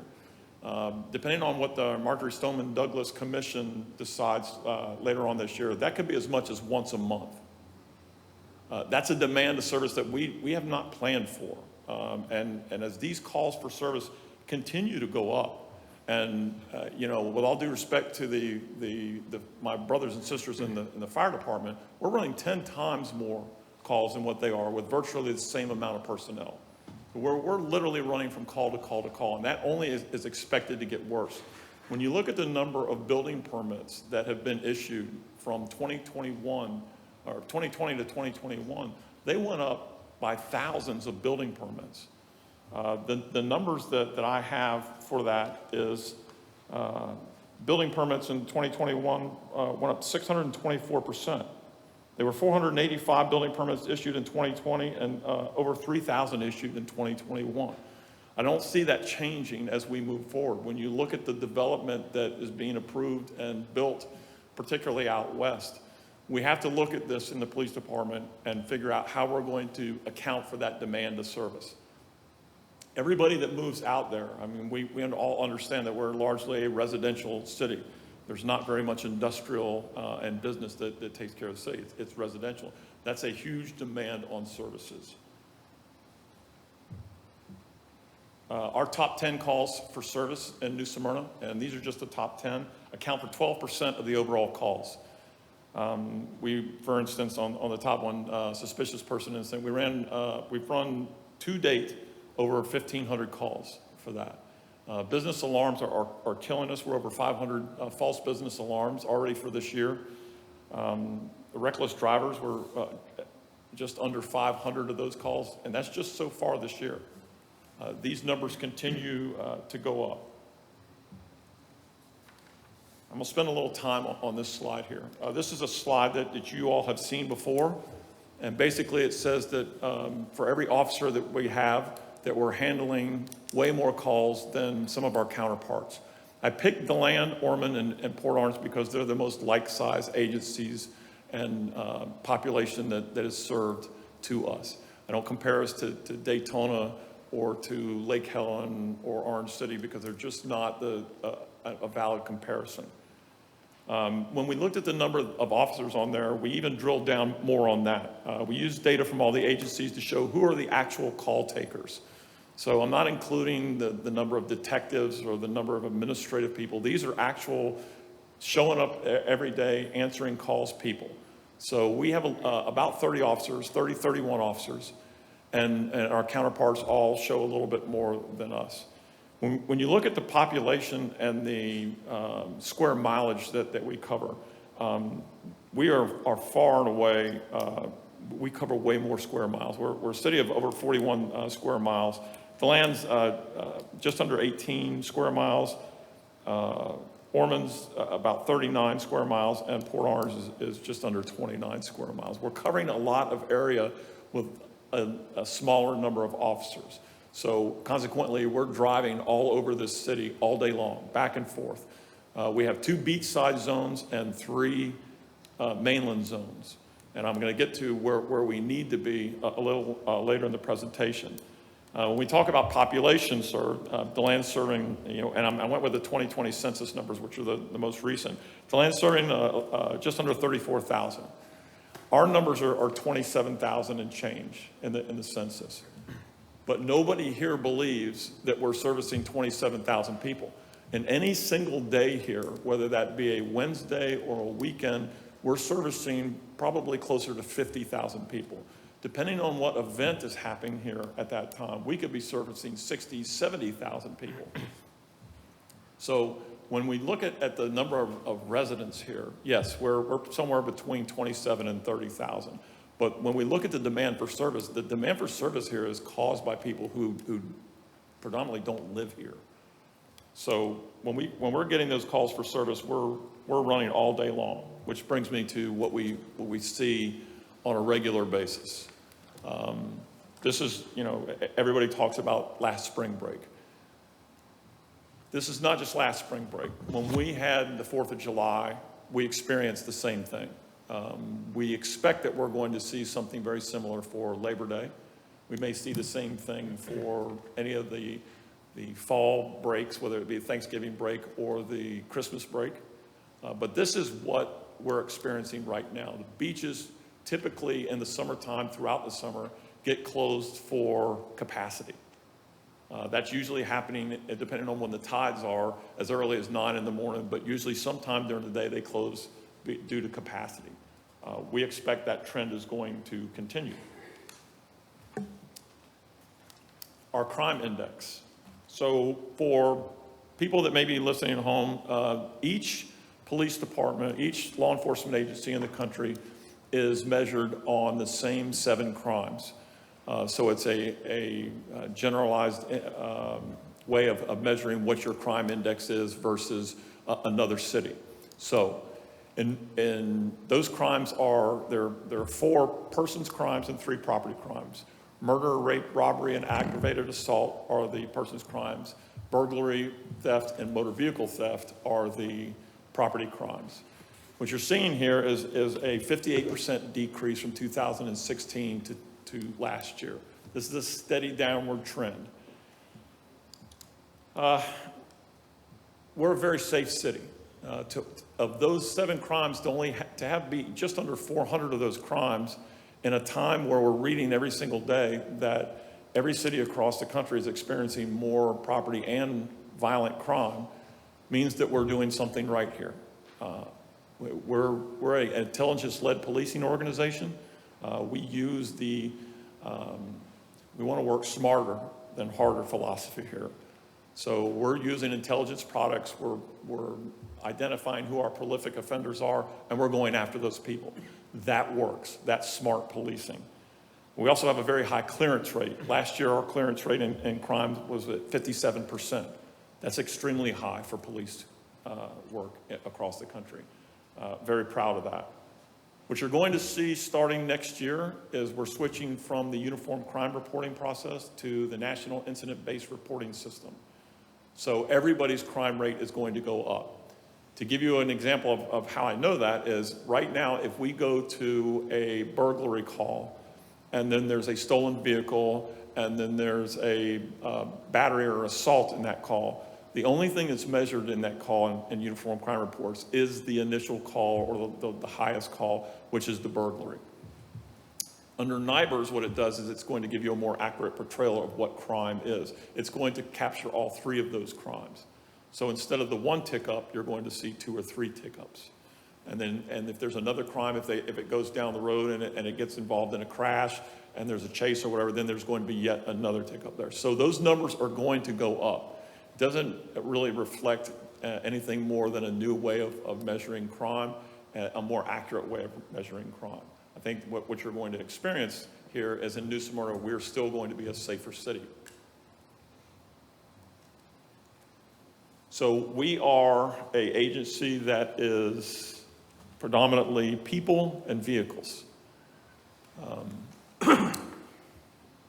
We're in a tight labor market right now. We are recruiting like crazy. For example, we had 4 applications and we interviewed some people yesterday. We have 1 intern that's up at the college right now, but it's very difficult to find people that want to come and do this job right now. It's extremely difficult. It's not just us, it's everybody. The sheriff's office, the other police agencies, everybody's shorthanded right now. We're advertising on our new rate that's coming in October, $23.50 an hour. It's going to put us in 2nd place. And then very closely after that, we'll be in 3rd place of the other agencies here in the county. We're marketing the $5,000 state incentive for out-of-state officers who are going to come here. And we're also paying more for experience. So we're doing everything that we can to try to attract the right people and enough people to come here to help us answer all these calls. We have some vacancies. Our support staff, our victim advocate, 1 crime analyst, and a community services assistant is vacant right now, but we're recruiting for those. One of our full-time parking positions, we've identified someone there So I think we're good. Really, where we're hurting right now is on the officer side. Our recruiting staff is doing a great job, but here's, again, the reality of that. If I identify someone today that we hire, and we sign our contract and say, you're gonna be our next police officer here, by the time I get them here, I get them trained, and I get them out on the road on their own, they're about 6 to 7 months if they're doing well. If they struggle a little bit, it may be closer to 8 months. The problem is when I lose an officer, like I'm going to lose next week, that officer goes off right now. And so I lose the benefit of that officer right now. So even if I hire that officer's replacement, I'm 7 to 8 months away from realizing any benefit out of that. So when I come back to you later and say that we need to add more people, it's because we need to be prepared for that contingency that people are going to come and go here. And I'll talk about the overtime in just a minute. This is just to remind you of our organizational chart. We've got a very flat organization in terms of leadership. There's not a whole lot there's no fluff here. And then on the left side, you'll see the different phases of what we want to continue on with the strategic plan that I went over with you earlier, and we'll talk about that right now. Phases 1 through 3 are partially completed, and that's gone very well. We're a lot more efficient than what we used to be, and we're not having people handle multiple assignments. So we're a lot better in terms of less mistakes are being made. As we get to this fiscal year, what we're asking to do is to complete the staffing from the previous phases with the 2 watch commanders and 2 behavioral health specialists. We've worked with Stewart Marshman Act to identify where that behavioral health specialist should be in terms of education and experience and pay, and we feel like we have a really good handle on that. And then we get to the 2 sergeants and the 10 police officers. Again, this should not be new to you guys because we talked about this in the strategic plan earlier this year. When we talked about the zones, we have 2 officers that work beachside and 3 that work the mainland. That's on a day where we have everybody here. Our minimum staffing is 4, so that would be 2 and 2. When you put 1 or more of those officers on a call, then we sit there and we have calls wait. And at 64,779 calls last year, and we're working with 4 to 5 police officers on there, sometimes they wait a long time. That's okay if it's, somebody came by and knocked my mailbox over. But when it comes to calls for service where we have a domestic violence or we have an overdose, we have a mental health issue, we need officers to answer those calls right away. The idea was to put 4 zones on beachside and 5 zones on the mainland. And so we split phases 4 and 5 to say the 2 sergeants for half that and 10 police officers. And then we would be where we need to be for, as I see, moving forward on answering calls for service. It's a much more efficient division of the workload, and it will reduce the patrol shift overtime. We spent about $329,000 just in patrol shift overtime last year. I expect that number is going to go up for this fiscal year. In terms of the new positions being added, we would fund those through impact fee to cover the vehicles, uniforms, and equipment, and then the general fund to cover salaries and benefits. The idea is that $329,000, not all of that's going to come out of that overtime fund when we add people on there, but it will significantly reduce it. That overtime that we're spending is largely due to people who are not coming to work in zones that are unfilled. So we'll take part of that money out of that particular fund. This is another problem for us, and Vice Mayor, you hit the nail right on the head. Vehicles are much more expensive and they're very hard to get right now. Our problem is that we're spending hundreds of thousands of dollars on vehicles that should not be in the fleet. We have 16 vehicles over 100,000 miles. I've got 1 vehicle, it's a 2011. Most of my fleet is 7 years and older. And I've got another 10 vehicles that'll be over 100,000 miles within 6 months or less. When we ordered patrol vehicles this year, Ford looked at us and said, we'll get to you when we get to you. And so of all the patrol vehicles we've ordered this year, the marked patrol vehicles, I've gotten 0 so far. And we've got one more month left in this fiscal year. We need a fleet replacement plan that accounts for this. The vehicles is not something that we can push off another year or two. We're a very mobile department. We go to people and we deal with their problems at their home and their place of work in the street. They don't come to us. We have to have a fleet that gets us there and back. With that said, the budget requests for this year are just, I mean, we're over 80% personnel, and we're under $1 million last year in our operating funds. So we don't have a lot of toys or discretionary operating funds. We are literally vehicles and people. I put an asterisk by our marked patrol vehicles for this year because I'm being told from our fleet manager that we can expect anywhere from a 5 to a 10% increase in the cost of vehicles. Again, we have a fine grant that's in process to establish a marine unit by a boat, and we're looking at impact fees to cover the rest of that cost. The cold case investigation through the Law Enforcement Trust Fund is about half of what we have in that fund right now. That will go strictly to do DNA analysis on cold cases that we're working right now. So that pretty much covers what the police department budget requests are, and I will take whatever questions that you have. Thank you, Chief. Any comments, questions, accolades? All right. Yes. A little slow in responding. Chief, thank you so much for what you guys do. You're wearing that badge. It's, you hope it never to be a shield, if you know what I mean. With your armor, you're still out there putting your face in danger. I would give you everything you needed and more.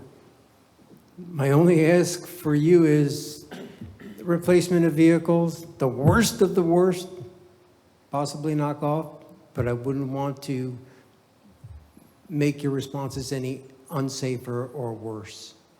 I don't have much to ask of you. I wish you guys had more. Did they ever get your roof air conditioner fixed in this station? You're working on it? When I came here, and I'm going to just talk about vehicles for a minute. When I came here, the fleet was in horrible condition. We have taken a fleet that was full of 8-cylinder vehicles and large SUVs and trucks, and we've shrunk that down. We're using fuel-efficient hybrid vehicles from Ford. We've kind of narrowed, we don't have any Dodges. We're pretty, other than old vehicles, we're pretty much out of the Chevrolet business. So we've worked with fleet to reduce our footprint in both fuel and in maintenance. It's getting these older vehicles out of the fleet and getting them, the ones that are, I mean, we've got vehicles that we spent tens of thousands of dollars on in a lifetime. We could have replaced 3 times over. So what we're trying to do is be smart with what we're doing. So I understand what everybody's saying, but my concern is if we don't replace some of these vehicles now, then I'm going to be coming back to you instead of asking you for 9. I'm going to be asking you for 15 and 20 vehicles at a time. And we all know that business is different. When business comes back, it comes back very quickly. Government never makes that leap. So when we cut a fire department or a police department, it takes us years to make that growth where we should be back. So we end up having to come in here and ask for giant bites of the pie, where if we just took little bites every year, then we'll maintain and be where we need to be. And you're comfortable equating your personnel? Do you have enough people on the street versus people behind the desk? We have very few people behind the desk. Okay. I figured so. And my concern is that we're running these officers almost to death now. I've got 2 that are leaving. One of them's going back to another agency, and the other one's getting out of police work altogether. I had an officer who retired, who we hired as a crime analyst, and now she's left to go teach elementary school. She's teaching kindergarten in Edgewater. I need to give these people some help and some relief, because what they're doing is they're working overtime like crazy. Those cars average about 100,000 miles by the time they reach 7 years. So in our conversations with the fleet manager, he suggests that as we get a car over 100,000 miles, then the maintenance becomes more than what the car's worth. So in that fleet replacement plan, we've looked at about 100,000. That said, when we look at a car that's not costing us anything, an individual car, and it's got 110,000 miles, we're going to continue to run that car. I'm just asking, Chief. Like I said, I would increase your budget if you needed it. But you seem to be cutting it pretty tight. I mean, you know, people always argue, oh, they need new cars. Well, I trust you, Chief. I think you need new cars. I wouldn't, you know, I couldn't think of the Marine unit. We're a maritime city. We need that. It's hard to ask you to cut anything. Yeah, I don't make these decisions on my own, Commissioner. I consult with the fleet manager, talking to my peers and finding out what they're doing, because I want to be on the leading edge of what law enforcement's doing right now. I don't want to be the guy that says, oh, we need this many officers per 1,000 residents. That's not where we want to be. We want to be the example here. Appreciate you. Okay, any other comments? Go ahead, So Randy. we have historically been short-staffed Yes, sir. for as long as I've been here. Do you see that getting better as we've gone on? Yes, sir. Is there light at the end of the tunnel? Yes and no. So when we were short-staffed before, when we had 44 positions here and we were at like 32, 33 officers, what we've done now is we've come up, we're at 58, but we sit right now at 49 officers. So we have openings, but we still have more officers than what we had 2 years ago. So as that number goes up, then we will, again, be recruiting harder and harder and harder. So I was having a conversation with the deputy chief this morning. We're sending our recruiter and him up to Fort Benning. There's a program up there where people coming out of the military are being transitioned into law enforcement. So we have some contacts there. And we're going to be going to the New York City Police Department, Chicago Police Department, Seattle Police Department. We're recruiting at all these other agencies for people who are retiring from their first career and then may want to do another 5 or 10 years at a second career and pick up a second retirement. So we're recruiting locally because I believe in recruiting local talent. We've just instituted an incentive program for any of our officers who bring someone into they recruit somebody into the agency. Then we're going to give them a cash reward for that, for somebody who stays here and passes the program and comes to work. Everybody in the agency is involved in recruiting. It's important that we get the right people here. I could put bodies here. That's not hard. But getting the right person to come in here that understands what we're doing in New Smyrna, understands 21st century policing and extreme ownership, these are the type of people we want to come in because they're the long-term employee. Mm-hmm. So some of these, excuse me, some of these vacant positions you have are like upper staff level. Are you looking at, like for the sergeants and the lieutenant position? Yeah. Are you looking outside for those, or are you trying to stay within, to hire with, or promote from within? On any position that the lieutenant's positions and then the sergeant's positions would all come from within, Okay, good to know. provided we have enough candidates. Yeah, And there's some people that just want to come to work and answer their calls and go home.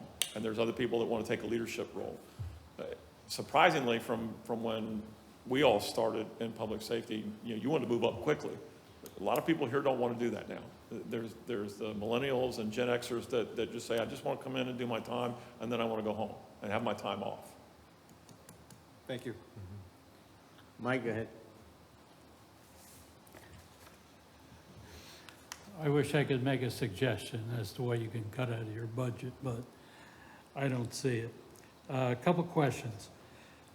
On the false business calls, do we charge for them? There is the option of asking for an ordinance to penalize repeated false business alarms. I'm familiar with that at the county. I will tell you that the revenue generated from that is typically not all that much.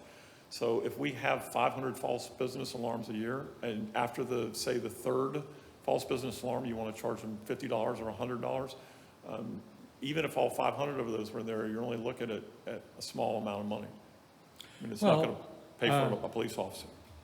What you're looking at is having more men available to Absolutely. to service other things.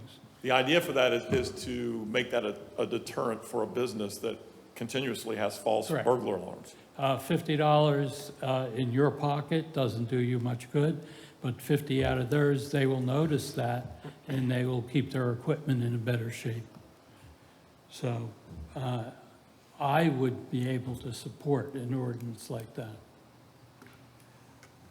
Please look into it.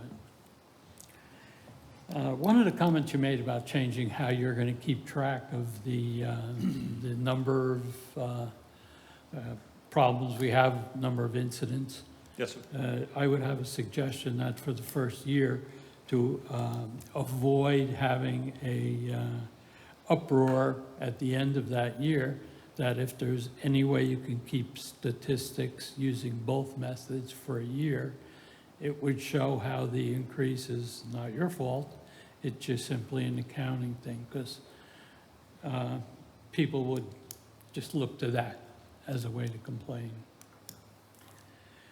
On the costs, have you looked into electric police vehicles? We have looked at electric police vehicles. The batteries on those vehicles right now is still a fairly new technology, and there's not enough data out there that shows that any particular truly EV is got an established timeline on when those batteries need to be replaced. We deal with a government fleet, so we're looking, and I don't see us going to a Tesla. I mean, that's just, there's not a market for that in government at this point. So we're still looking at the top three, Ford, Chevy, and Dodge. And right now, Ford has the leader in that, and even they will tell you, we can't guarantee in a commercial application how long these EV vehicles will last. So, long answer to a short question is, I don't want to say that would be the better thing because those vehicles are expensive, and then I have to come back to you and say, our vehicle maintenance line is now increased by 110% because we're replacing batteries at an exponentially faster rate. I've always found that as to be a problem, the batteries, but yet you never read about it, you never hear about it. It could be almost like they're making too much of a problem that may occur or may not occur. But my thoughts are that the government, in their wisdom, is now supplying a lot of monies towards infrastructure stations. And 5 years from now, it's going to be hard to buy a gas-powered vehicle.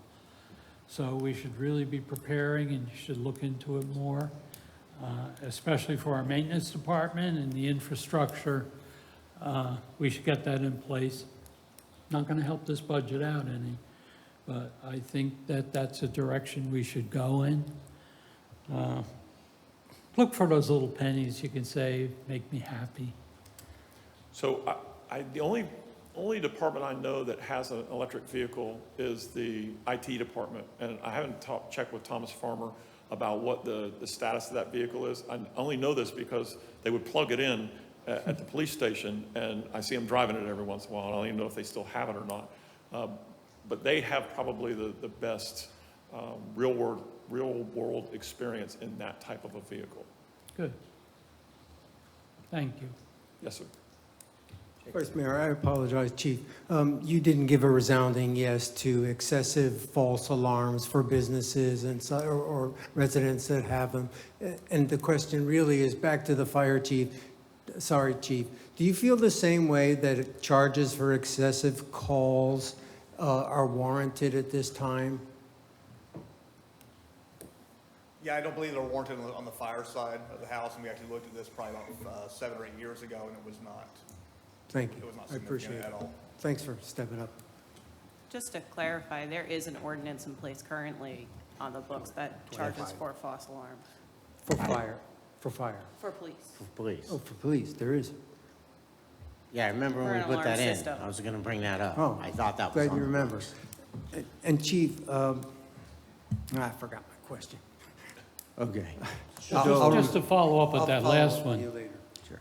have we actually billed anybody under that ordinance? So they have to, when they go out, they have to cite them and mail it, so I don't know. So with the ordinance in place, then what we would have to do is track that, and then after, and I'd have to look at it and see, is it after the first or second or third one? Shay? Third one. Then we would write that business a notice of violation, and then it would have to make its way through, and I don't know what the process is, whether or not that'd be litigated here, or if it'd be litigated through the county court system.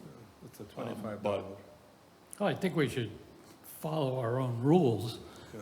and apply it if it's there. And I vaguely recall listing my home alarm with the police department at one point, or with the city, but I've never had a need to use it, thankfully. Okay, I will absolutely get on top of that right away. So we're going to move forward with issuing the violations then? on that? Not necessarily, Okay, well, no, well, yeah. I have a comment on that. Slow down a sec. So I have a lot of input because I deal with that. So There'll be I'm some listening to of your people, compatriots will I'm too. listening to people who want to do it, who don't necessarily understand the overall impact. And I'm not against it, but Jake, go ahead.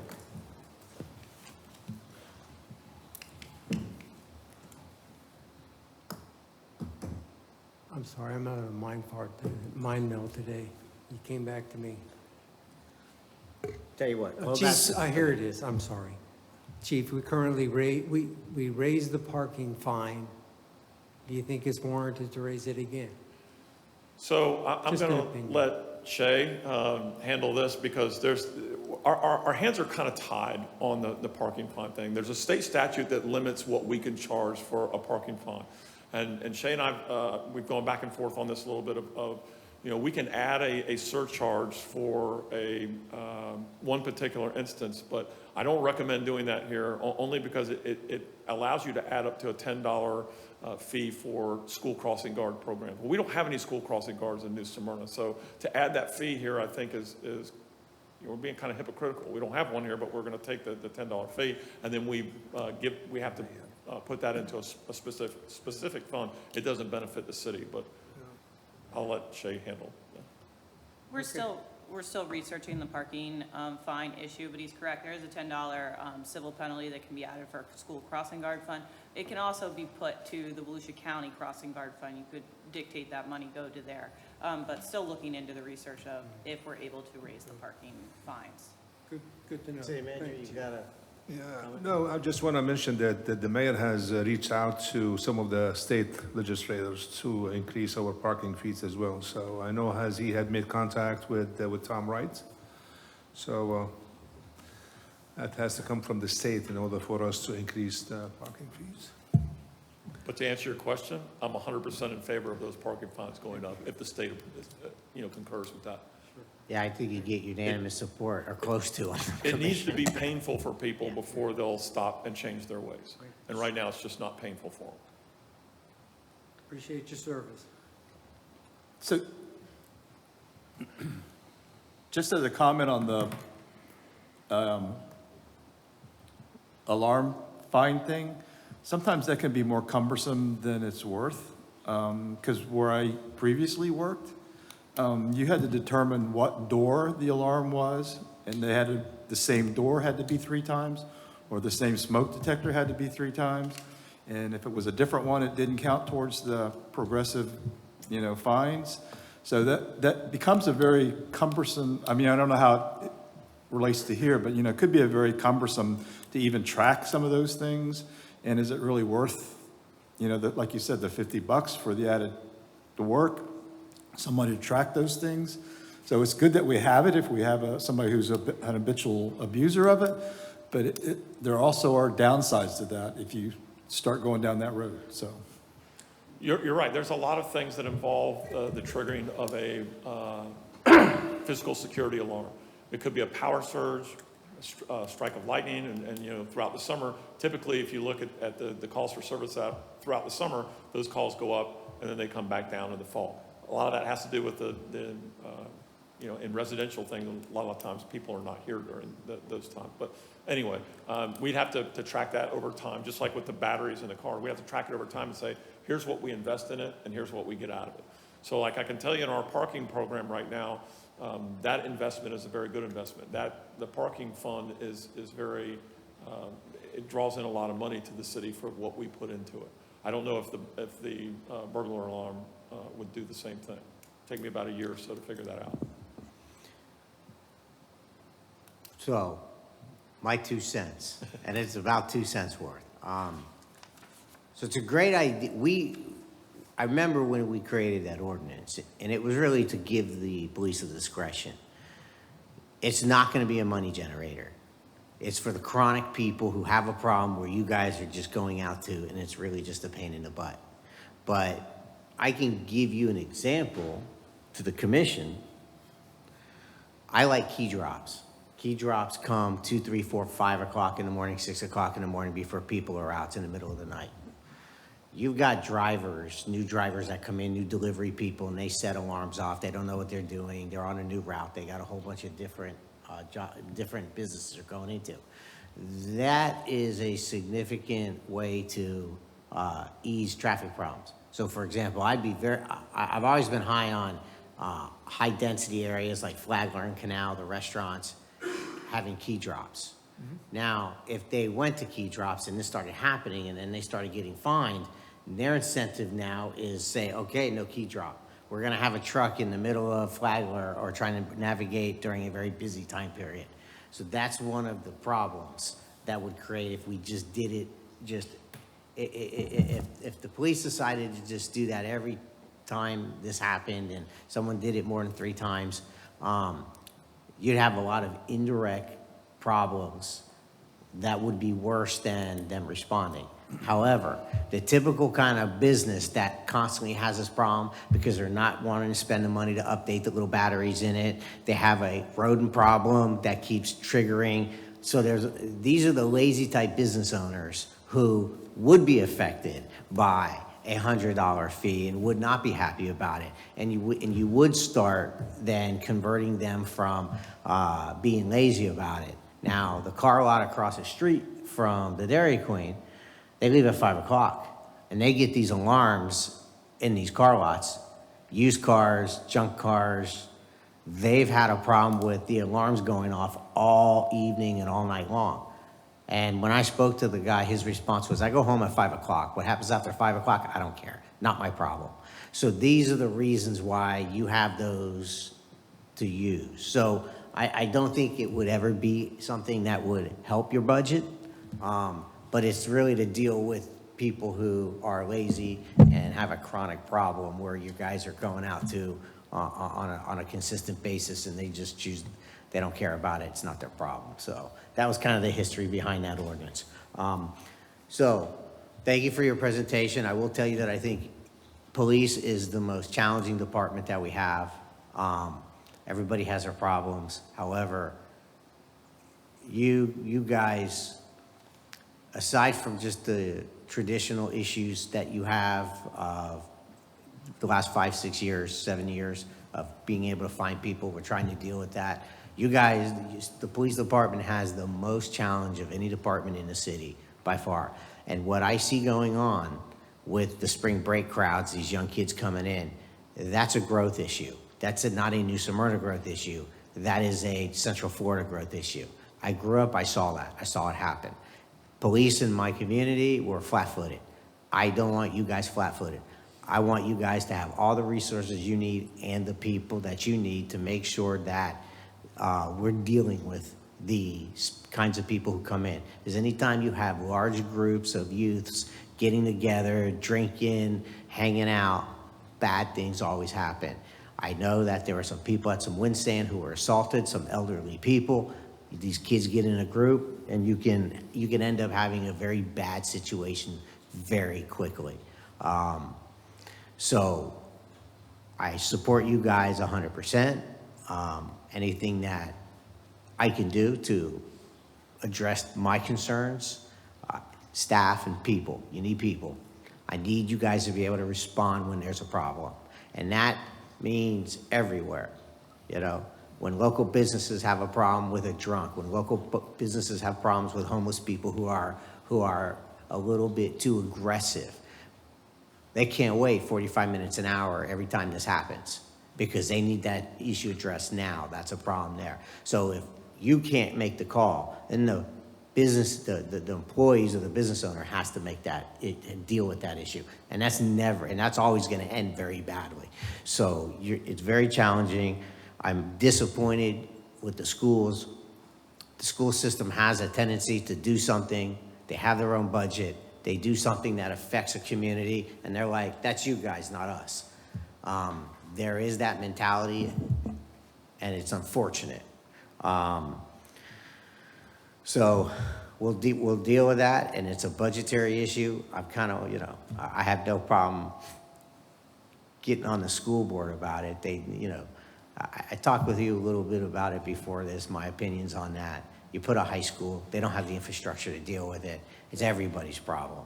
So anyway, hopefully this having to staff elementary, junior high schools, charter schools is gonna be a big hit on the budget.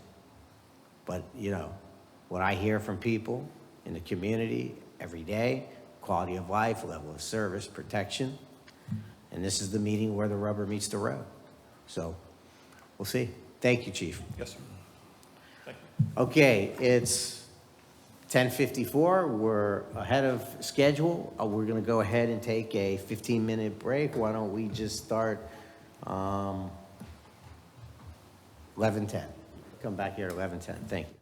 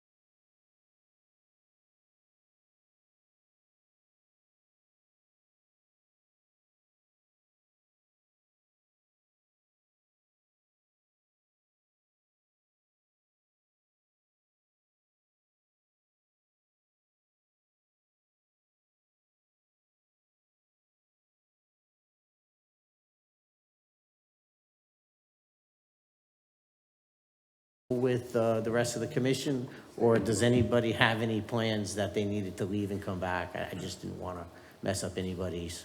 I have no time constraints. I could stay here all day. That was really not the response I was looking for. Anyway, we'll talk about it more when we break for lunch. Let's see what we can do. Okay, so we now have maintenance ops. David, welcome. It's still good morning. Yep. Go ahead. Good morning, everyone. So as we start maintenance ops, this is a general overview of all the departments that consisted in maintenance ops. This is our mission, vision, and values as we move forward under our maintenance operations department.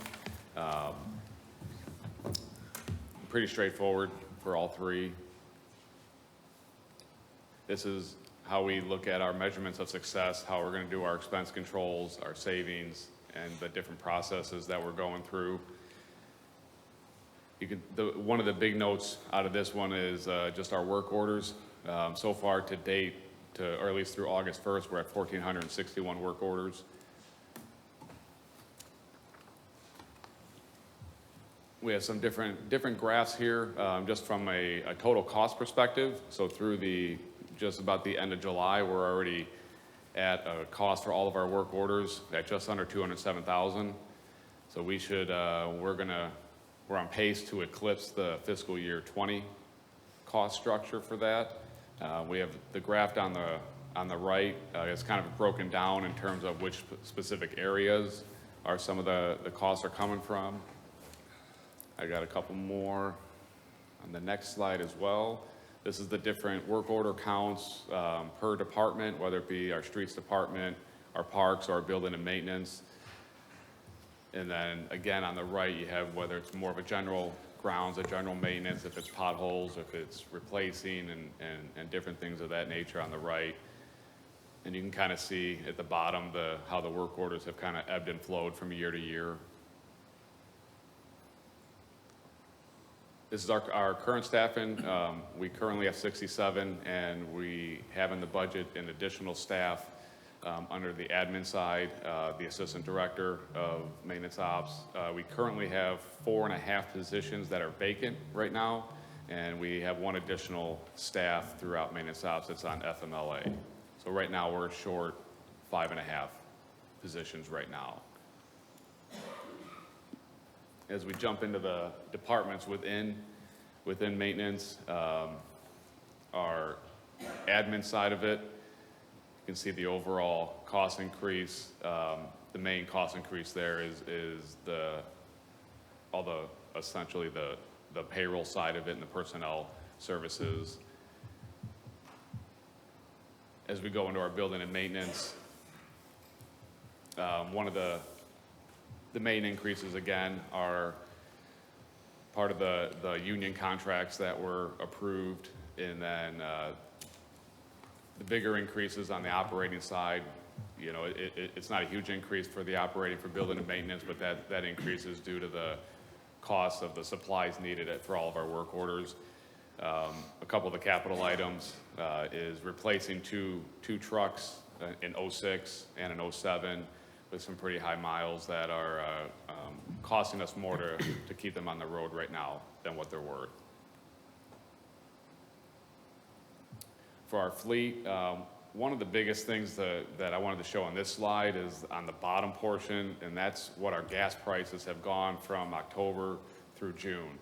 So you can see the increase of what we're paying for gas from month to month to month, which kind of shows through not only maintenance ops, but it'll show through every other department's fleet and fuel budget, as those budgets have to be raised, and that's where a lot of, as you look through the rest of the fleet or the maintenance operations budget, a lot of the operating expenses, a huge chunk of that is the gas and oil and the fleet maintenance that is rising, and that's a direct reflection towards that bottom graph there.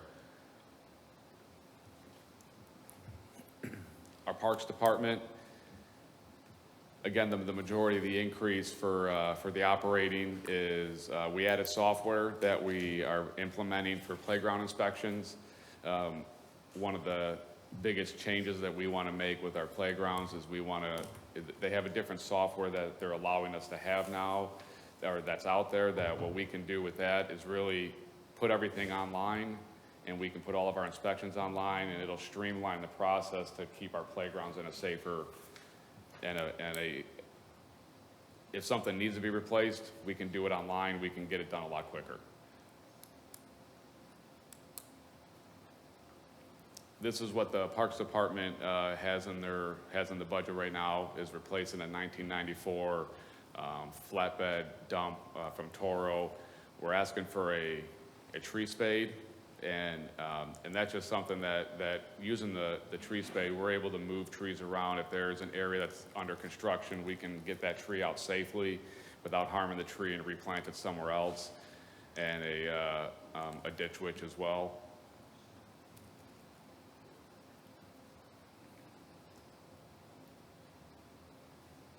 Our streets department, again, as we go through our increases, the main portion of all of our increases, there's not a lot of fat to trim in maintenance ops right now. The majority of it is our pothole repairs. Like for the street department, we have our pothole repairs requests have gone through the roof. Between our fleet maintenance and our gas and oil increase, we've had a lot of sidewalk repairs, and we see those going higher as we go into next year as well. What we're asking for currently in the budget for the street department is a bucket truck, and it'll replace the 2003 bucket truck that we have right now. And it's a metal building that we have over at our pit site. And that houses some of essentially a lot of our extra stop signs that we use during storms, some of our barricades and things of that nature. That all kind of gets housed at our pit site, and that building is beyond its useful life of repair for sure.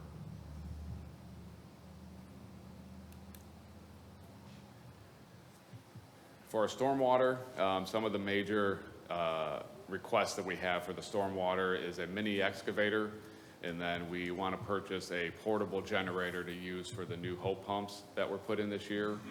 It's something that we can easily get in, hook up, and get out, because we don't want to put just with where those pumps are, right in the middle of the neighborhood there, a permanent generator isn't going to be the best option for that area, just with the neighbors and where the pumps currently are.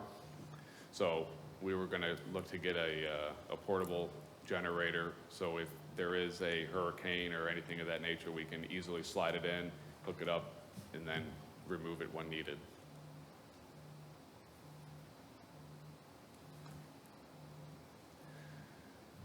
For the golf course, I know it sounds like a broken record, but it's all the increases of everything we need to maintain the course. You know, the sand, the clay, the fertilizer, the seed, the chemicals, the cost of goods are all going up, which is a direct reflection on some of the operating costs that we're seeing with the increase. A couple of the capital requests that the golf course has, it's the mower is a greens mower. It's replacing a 2012. We're asking for a 200-gallon sprayer, replacing an 06, and a new trap rake replacing an 04. So we've definitely gotten some useful life out of the old equipment. But now it's getting to the point where when those machines go down, it puts the course in a rough spot to maintain it.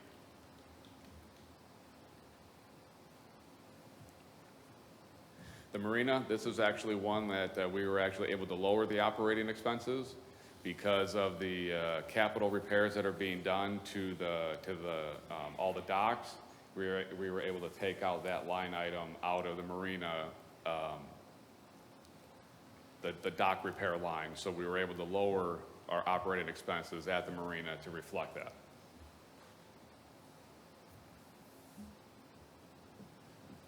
Our sanitation, you can see at the bottom, that's what you all approved at a previous commission meeting, and you're actually going to have the resolution in front of you September 13th believe it's September 13th, for the official 11.75% increase. And then that just shows what you had seen before too. If we went up 4% every year, that's what the rate would be from year to year to year. Some of the accomplishments that maintenance ops had over this past fiscal year. I know we are, so we were able to resurface 5.5 miles of city streets this year with the budget that we had, and with the addition of the ARPA funding next year and the money that's currently in the budget, we're going to be able to do a lot more city miles, and we're looking forward to actually bringing that list to you in the late fall. Some of our goals as we go into next year, to kind of build off even what some of the questions that you were asking, Chief, about electric vehicles and things like that. We're looking into more solar installation, whether it be on our new building over there or a different site over at the maintenance ops area. And we're going to be going for our national certification for the American Public Works Association to be one of the nationally certified public works throughout the country.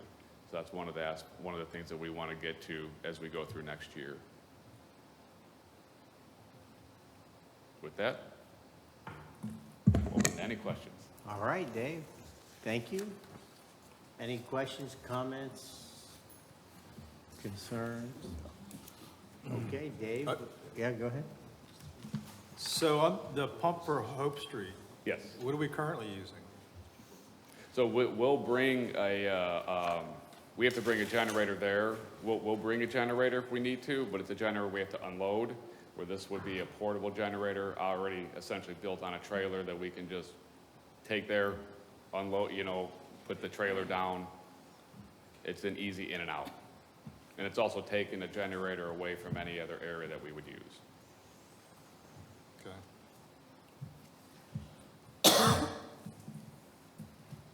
Okay. Under the streets, the new metal building, is it going to be located where? It'll be down at our pit area, right next to where the old Waste Pro site used to be. All right. Is that secured enough, though? I mean... Yes. Okay. Yes.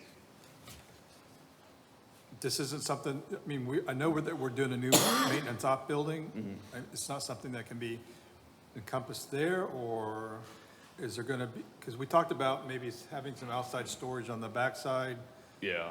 I mean, it's more so what this does is we're able to keep one of our excavators can be down there, and then as we need material, because we have material at that pit site. Okay. So as we need material, we have everything that we need there. All right, I follow you.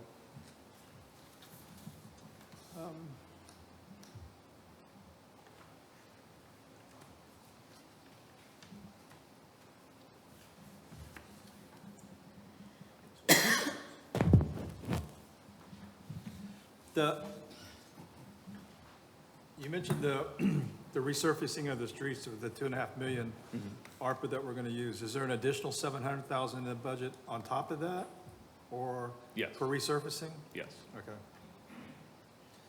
And you'll bring that to us at some point in the future? Yes, we're looking to have the full list to you for approval in the late fall. Okay. If I may, Vice Mayor, the $2.5 million, that's all on the resurfacing. It's not on top of the 750. Right, the total resurfacing budget was the 2 million. Yeah. It wasn't 750 plus the 2 million.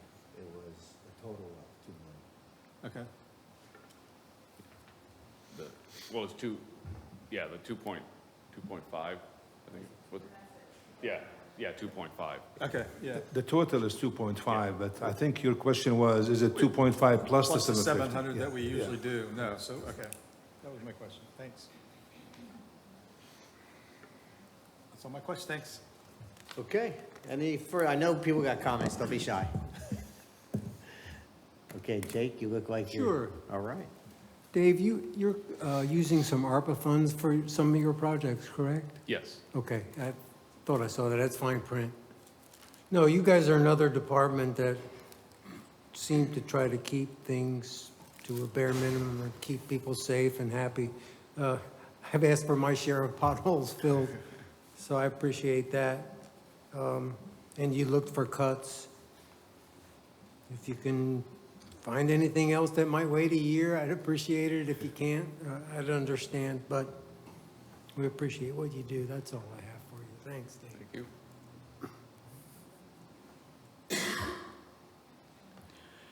Going back to Hope Street, Yes. we just replaced that whole system.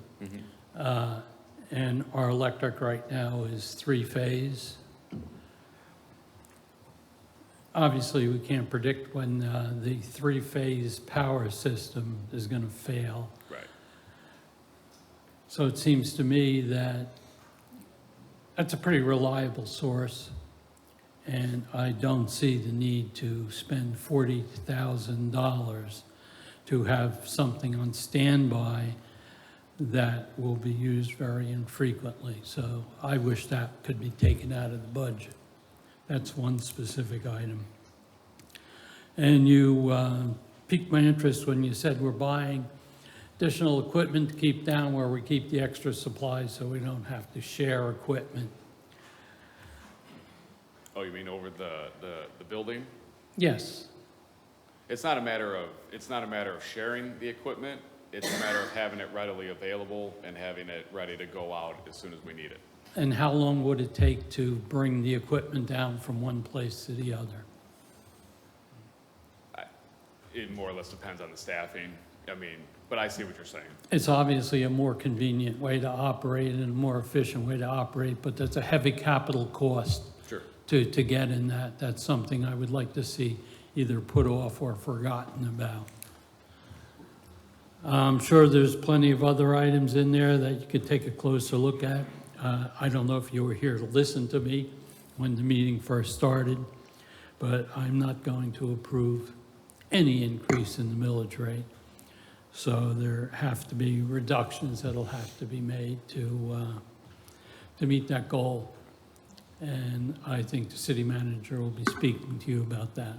But those are just two of the items, major items that would go towards that.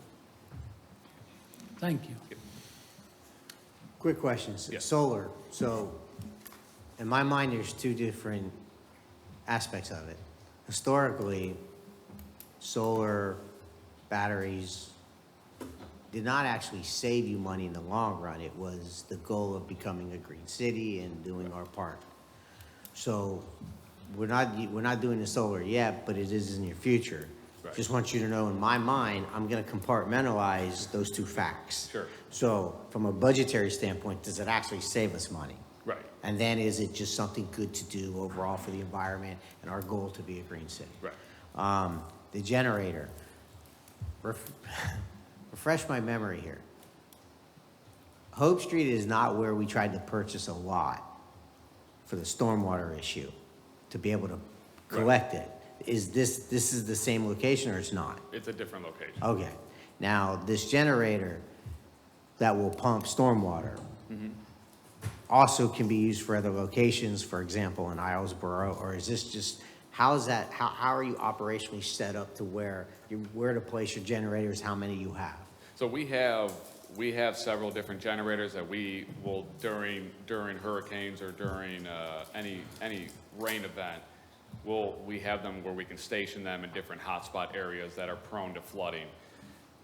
And we'll put the generator along with, you know, a portable pump there. What we wanted to do for the Hope pumps was the area itself isn't big enough to have. So over at Esther, you all approved for us to put a permanent pump or a permanent generator in there. And it's not in yet, it's still being manufactured, but as soon as that gets put in, it's a pretty big generator. It's gonna take up a decent amount of size, but as soon as that power kicks off, just like any generator for this building, you know, it'll kick in right away. What this will allow us to do, you know, if we're in any kind of rain event where we lose power, those pumps over at Hope, that area is gonna flood real quick. Yeah. You know, and it's just more a matter of making sure that if we lose, a lot of times if we know we're getting a major rain event, we'll bring something over there just to have it set, ready to go. Okay. And, you know, if we anticipate, doesn't have to be a hurricane or anything like that, but if we anticipate a major rain event coming, we're gonna station them out. So we have a couple places, I guess Yes. where I'm getting at is we have a few places around the city that we know are problem Yes. areas. Mhm.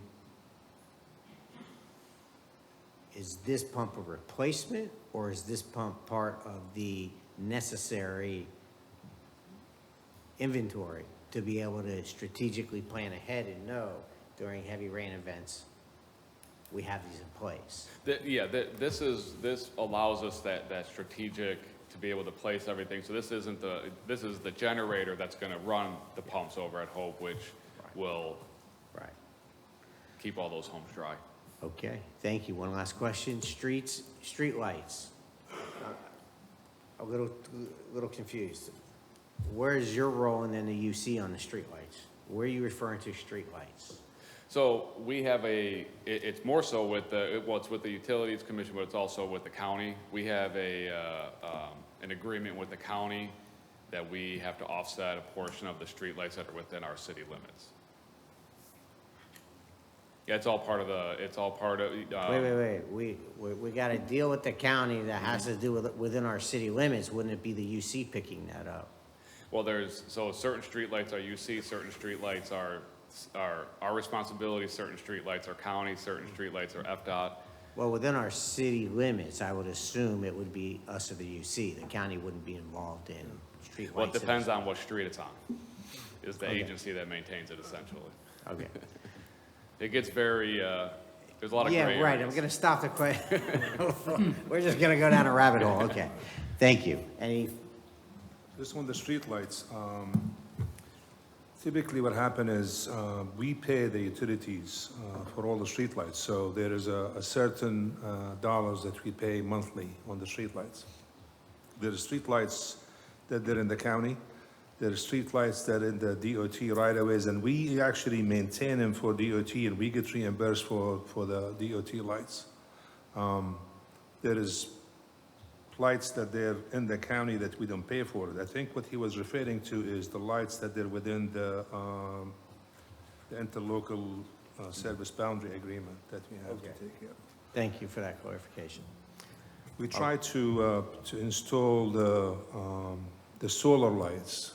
At the time, I think when we looked at the projections, we came up with a number. The problem is it didn't save us because these lights are not singly metered, which means if it was singly metered, then you could see the difference between the power usage. So, but we were trying to actually apply for a grant through the federal government to put all these lights on a solar.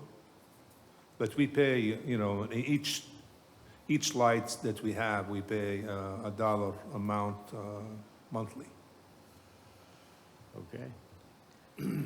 No further comments. Sandwiches are not here, correct? Okay, just making sure. Go ahead, Mike. Just going back to the solar, one thing we have to take into account, and it won't really be in this budget, is that the cost for electricity is going to go up at a far greater rate than our general inflation. So we got to prepare for that. So when we do a project such as at the maintenance building, we should prepare for solar there. Solar cuts down on our daily usage and our daily fees.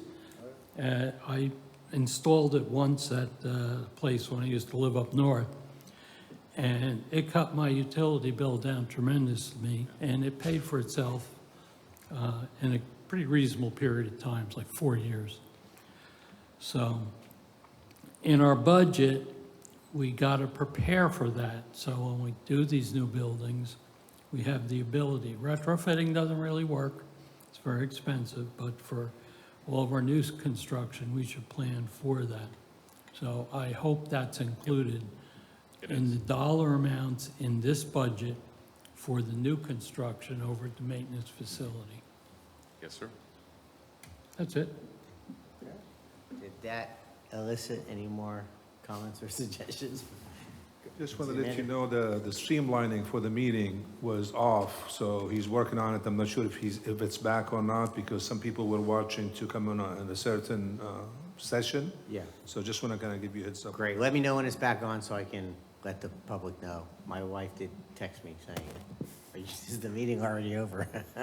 So, okay. back on. I'm sorry? It's back on. Back on? Wonderful. Okay, for anybody out there, we apologize for any technical difficulties that prevented you from seeing anything. We're back online, live, and our apologies. Okay, we're gonna move on to is Development Services ready? I don't wanna. I'm ready. Oh, Ron. Direct? Thank you, Ray. Thanks, Ray. There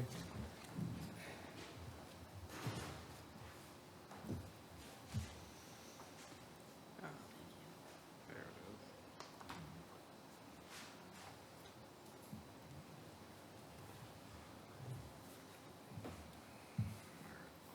Slideshow? Yes,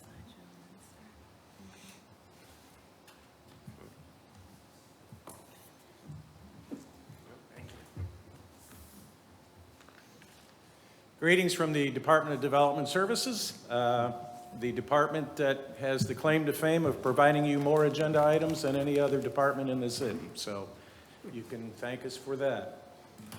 We've had a very solid year in Development Services, very busy year. To give you a breakdown of where we're at, and on the administrative side, we have 1 full-time equivalent. On our building division, we have 22 full-time equivalent employees. Code enforcement section, 5 full-time employees. Planning division, 5 full-time employees. Engineering, we have 5 full-time employee equivalents. In terms of concerns of trying to maintain the budget, the department originally had put in for 2 additional positions in the goal of obviously trying to create a balanced budget. We've withdrawn our request for those positions. So there are no proposed positions to be increased in the department this year. You can see the breakdown of the department. We have several positions that have been funded budgetarily, but yet are still vacant. Most significant is in our inspector division, and like the police agencies, inspector positions are very difficult to fill because there's quite a bit of demand out there. Unfortunately, the private sector is taking those positions as well.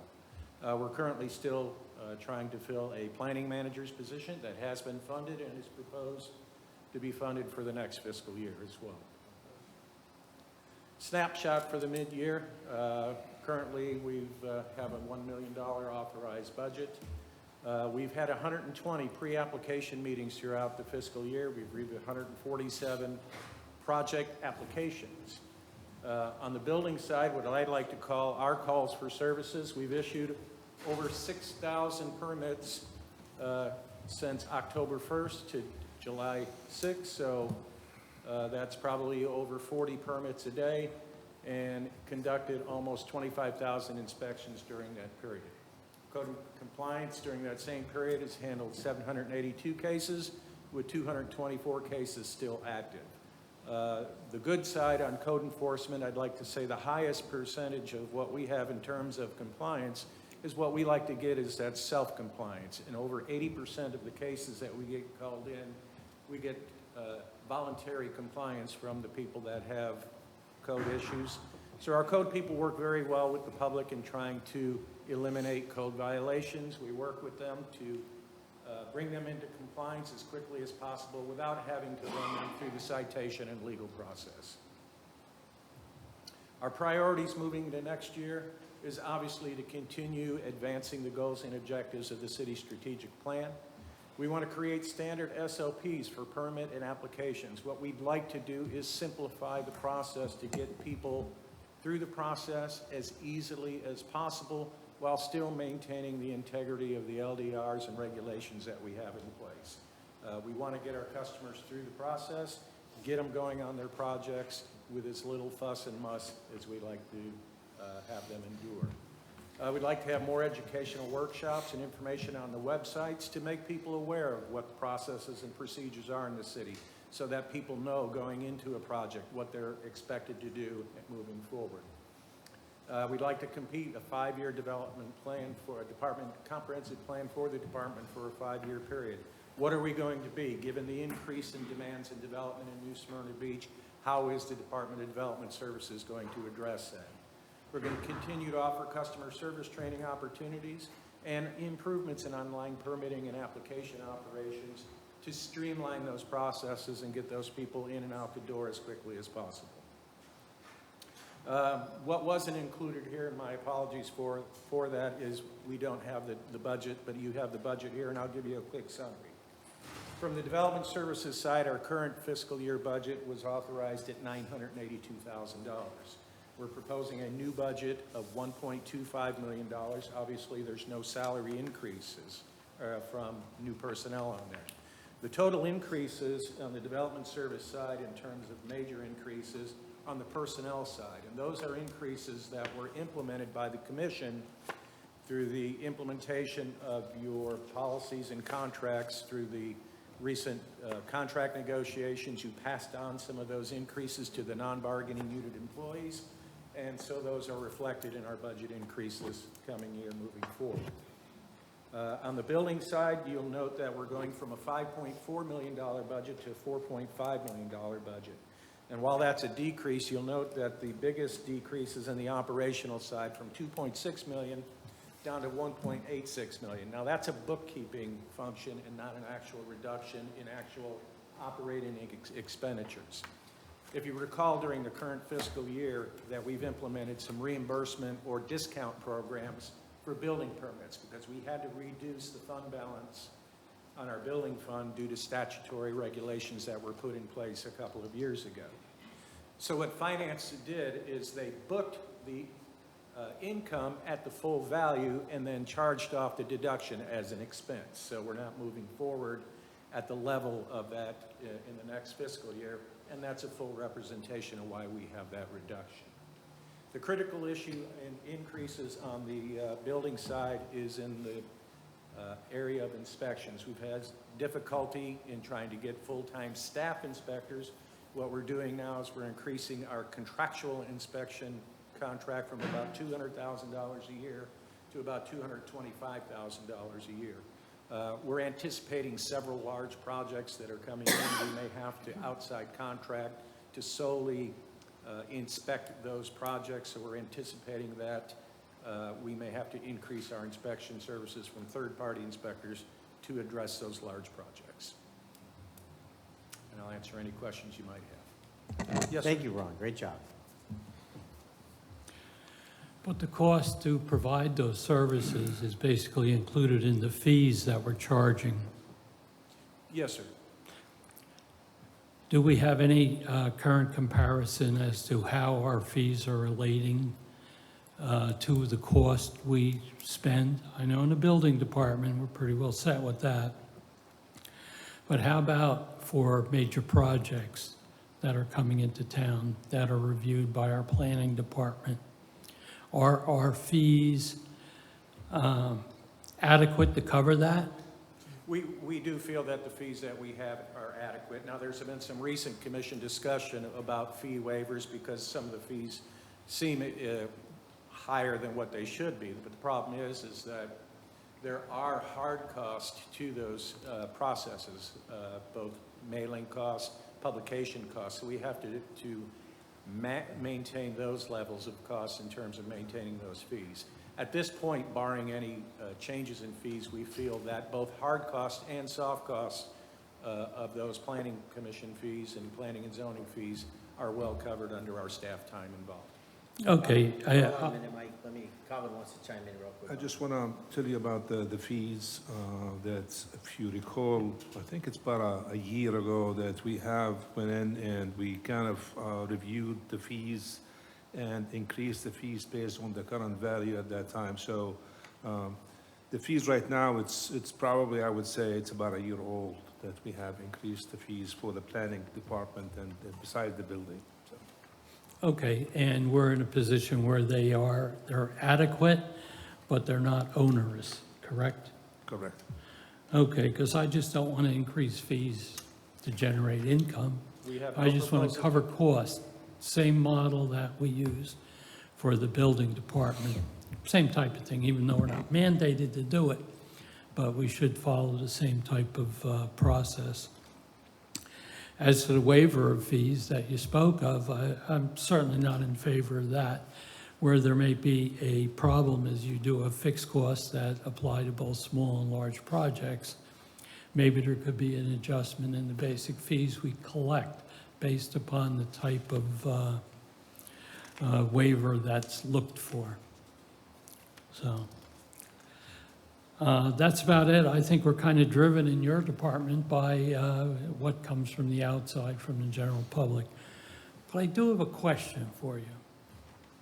Based on my personal experiences, I suffered the same hail damage that a lot of people did in my neighborhood. In fact, everybody got a new roof.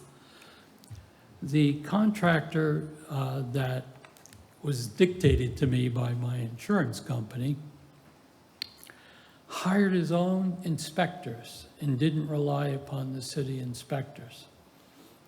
Is that reflected anywhere in the fee schedule? Typically, in my experience, and I don't know specific practice. Gary's here? And I did speak with you about this. Yes, we did. Yeah, the state has passed some. Hey, Gary, The talking state to has the mic, passed thanks. some ordinances to where the contractor's allowed to do a private provider. It's called a private provider. And some of the insurance companies and even some of the track builders are choosing to do that private provider way of life. Okay, but what we've done is we've adjusted our fees to where we get all our administration fees plus our overhead fees and everything like that, where we only reimburse up to 30% of what that permit fee is. So when they're getting these private providers, they are saving 30%, but we're also saving doing the inspection and the plan review.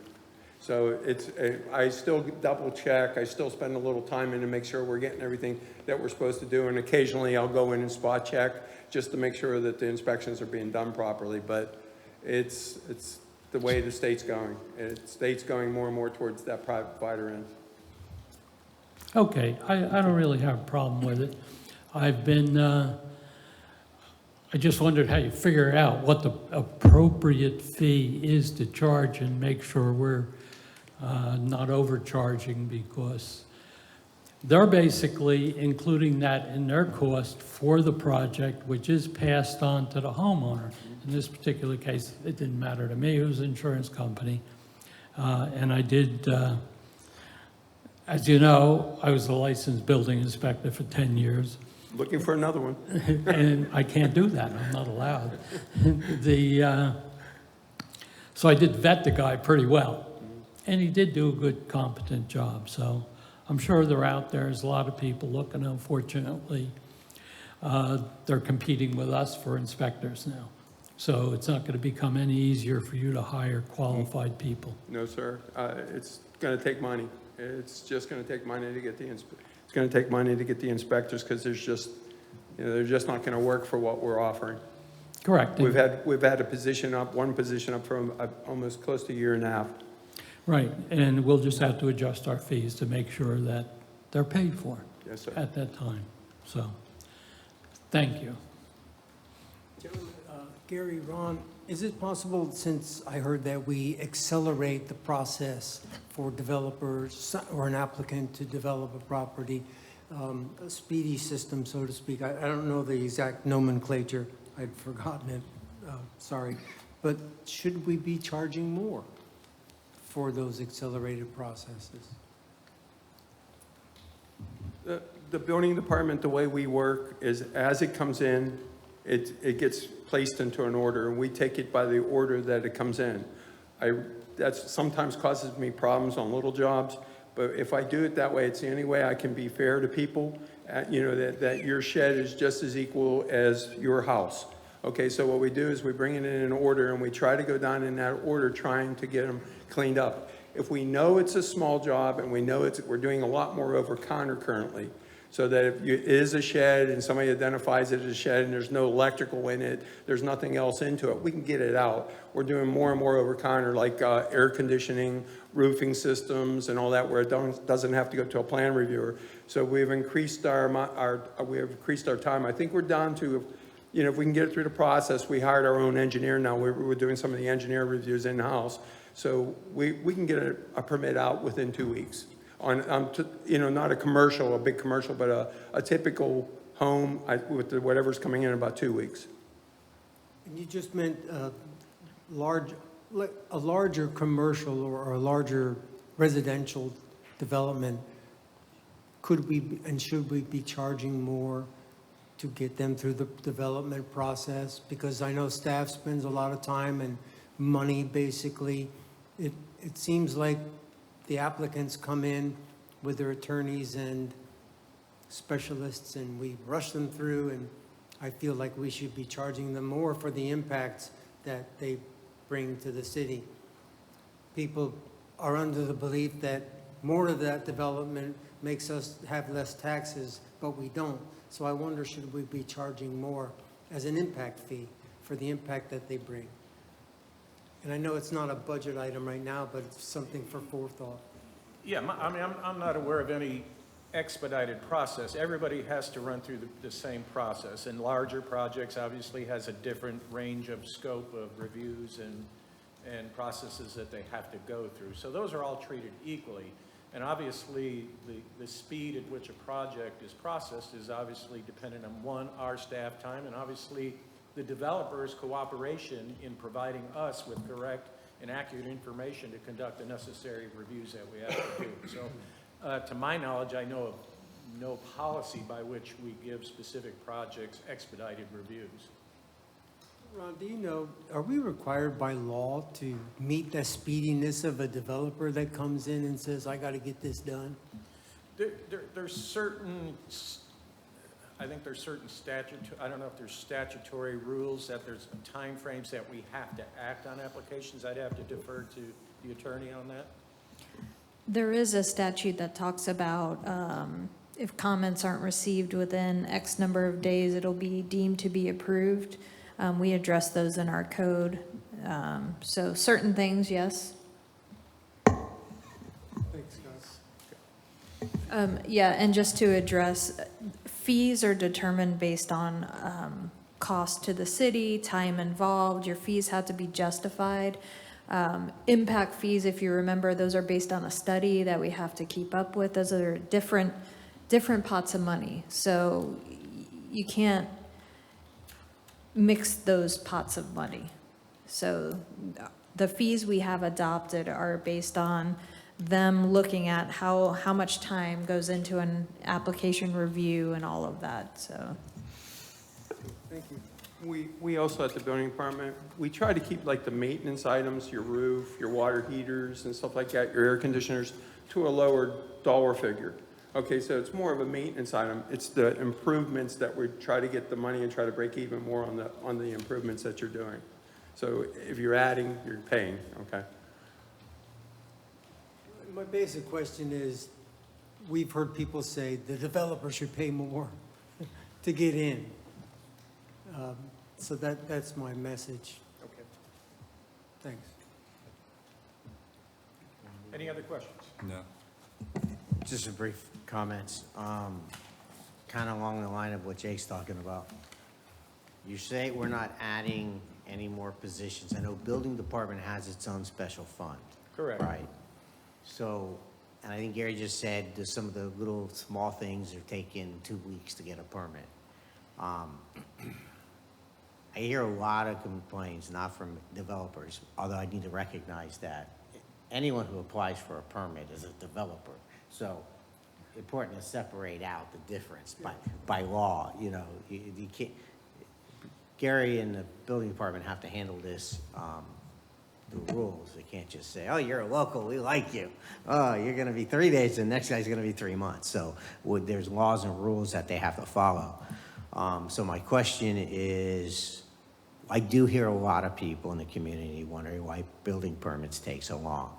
everything from pavers to AC, and I think, Gary, you're working on that. But my question to the budget is, how do we, I hear that we have a fund, we had too much at one time in the building department, or not gonna hire more people in the building department to try to get the permits out quicker. Help me understand just that basic concept of, because my emotional response would simply be, no, hire more people so the residents in the community don't have to wait so long and for an addition to something or a remodel to something. How do we streamline that if we're not hiring more people? Where's the issue? We're looking at it from this standpoint first. Rather than throwing money at bodies, we're looking at process. And we already have one process change before the commission, and that's in relation to fences. Yes. So those are some of the things that we're trying to address in terms of trying to streamline those processes rather than throwing bodies at a process that is inefficient on its base in terms of how it's done. Why do we require somebody who's putting up a simple fence to have a survey that's less than 5 years old when the property lines are still intact when the property was originally platted 40 years ago? Gary's looking at dedicating an individual person to handle these, quote, over-the-counter type permits. So at this point, we think it's better at this point to try and fill the positions we have funded from the inspection side. My understanding is that's where the key shortfall is right now, is on the inspections. And let's look at process rather than throwing money at persons. And I may suggest, let's look at both. Let's hit this so it's, and granted, that's coming from someone who doesn't understand your job. That's the most important thing that I can communicate. I'm just a guy, a resident who's like, hey, let's make this simpler, so. We will certainly look at those. The process we're changing too is we're considering fences and pavers and flatwork concrete now as part of development. And we've made some progress on turning those permits over to planning. And planning is now going to review them, and they're going to take it in where it's not going through engineering, it's not going through the three different parties, building, engineering, zoning. It's just going to go through planning, and planning is going to approve those for any of that flat work or fence type So work. then my next question is, let's get some more planners so this thing moves along. You know, we can't do anything about big development coming in the context of, they're an impact to us. And we have to can't necessarily treat them differently by law. But let's make sure that when the big guys come in, they don't mess up the residents in the town who are looking for that remodel. So that's why I would just say, okay, let's make sure that we're not just looking at processes or not looking at an increase in the budget, to make sure we have enough people in place to let us get these out for the residents. Yes, sir. And I've heard the other side. You're putting people in, it's gonna make the developer, we're catering to the developers. Well, that's not the case. And I have no problem with telling the person who complains to me, who says, why is it taking me so long to get my permit, that we can't treat the developer who's slowing things down, and we ask for budget. I know one year we asked for a budget transfer to get more planners to help things, and someone said we were catering to developers. But the reality of it is it's not the case. But in the meantime, let's hit that problem any way we can going forward. At least that's my opinion. Just processes, yeah, but let's not spend a couple of years looking at processes. Let's hit it on both sides so people can get the permit that they need for a small little project, or even their own home remodel or something. So, thank you. That's all I had. Mr. Vice Mayor, could we have just a quick conversation? It would be good to have more personnel to get the work out speedier for the smaller jobs and stuff, but that adds an expense. Do you feel that we could justify adding that expense to us, to the city and taxpayer, back to the larger projects? Is that helpful? So you're asking me, my answer is, I think the law will determine, I think what you're asking is, can we charge the big developers more money to pay for the additional staff that we need? And conceptually, that's a great idea. I have no problem with that, but what is the big developer? And then, of course, city attorneys, are you able to legally do that? I mean, in government, you're supposed to be fair, and what is fair is not necessarily what we think is fair. So I think that's the question you're asking, Jake, right? It's kind of addressing an impact fee Yeah. a bit, so that, our costs are covered and the necessaries for those developments are paid for by the developer. Maybe it offset a little bit, I don't know. But it seems like there's a shortfall when we're really helping out bigger projects. Are we doing ourselves a service by trying to get them out faster, expending more time and money of staff? Should we pass that cost on to them? So, if that can be done. What would be the difference between a developer who comes in with a 200 home subdivision and a local builder who comes in one by one and builds 200 homes? The time and expense it takes staff to work with them. It'd be easier to come in with a 200 home subdivision rather than reviewing 200 individual sets of plans I mean, ultimately, the fee for the building department is for the review. So your fee is for the review time. So when you come in with a subdivision, the charge, it's based on the time. So if the fee is not correct, I mean, the charge should be higher if it takes longer to review. So it's built into the fee. I would hope so. And if it's inadequate, we should look at that. So what you're saying is it is built into the fee, the longer the time it's Right, going to take for that so a development. rezoning fee is higher than a guy who comes in to have his roof inspected or swapped out. So then we go back to the actual fees and how we assess them and all that kind of stuff to determine. Right, and so we have a resolution that sets the fees, and we look at it periodically and adjust them up or down if they need be. Okay, any further questions for? No, I just had a comment was, he said we can't fill the positions that we have vacant now because third parties are hiring and paying them more, yet we're paying more for third parties to do that same job. So it just seems like a vicious cycle. So I'm sure that everybody, college, HR, are mindful of that. And if we need to adjust salaries, increase salaries on our end so that we're more competitive with the open market, then, that's something they'll probably bring to us. But it seems like it's just a vicious cycle. You're either going to pay more hourly to have an employee here, or you're going to pay a third party more to provide the same service. So where do we want that burden? Do we want to take that burden on, or do we want to rely on third parties to do these inspections? And I had a neighbor who just went through this whole process and actually had his turned down because the building department vetted their inspector and says, well, he's not qualified or certified to do that inspection. So it ended up causing him a delay in his permit, which he called his commissioner, who called the city manager, and, worked out that whole process. But it's nice to know that the system's there and that staff is indeed going through that whole process and spot checking to make sure that whatever services are being provided by that third party are adequate and up to snuff and actually doing what they're supposed to do. So I commend them for that. And that's a great point. People are paying more for an outside party, and yet we're worried about raising a tax to get more people in. So the only thing I want to stress on this is, when I hear it's pending, we're waiting, and people come to me and say, I'm waiting. We went through this process, I waited. Now we're going through this process, I'm waiting.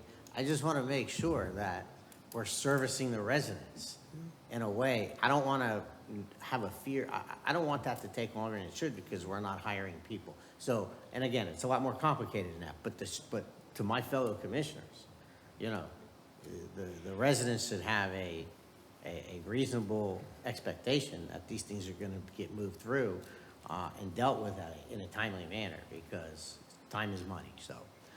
And I want to make sure we have enough people staffed where you guys aren't hectic. It's a mess, you know, everybody's frantic.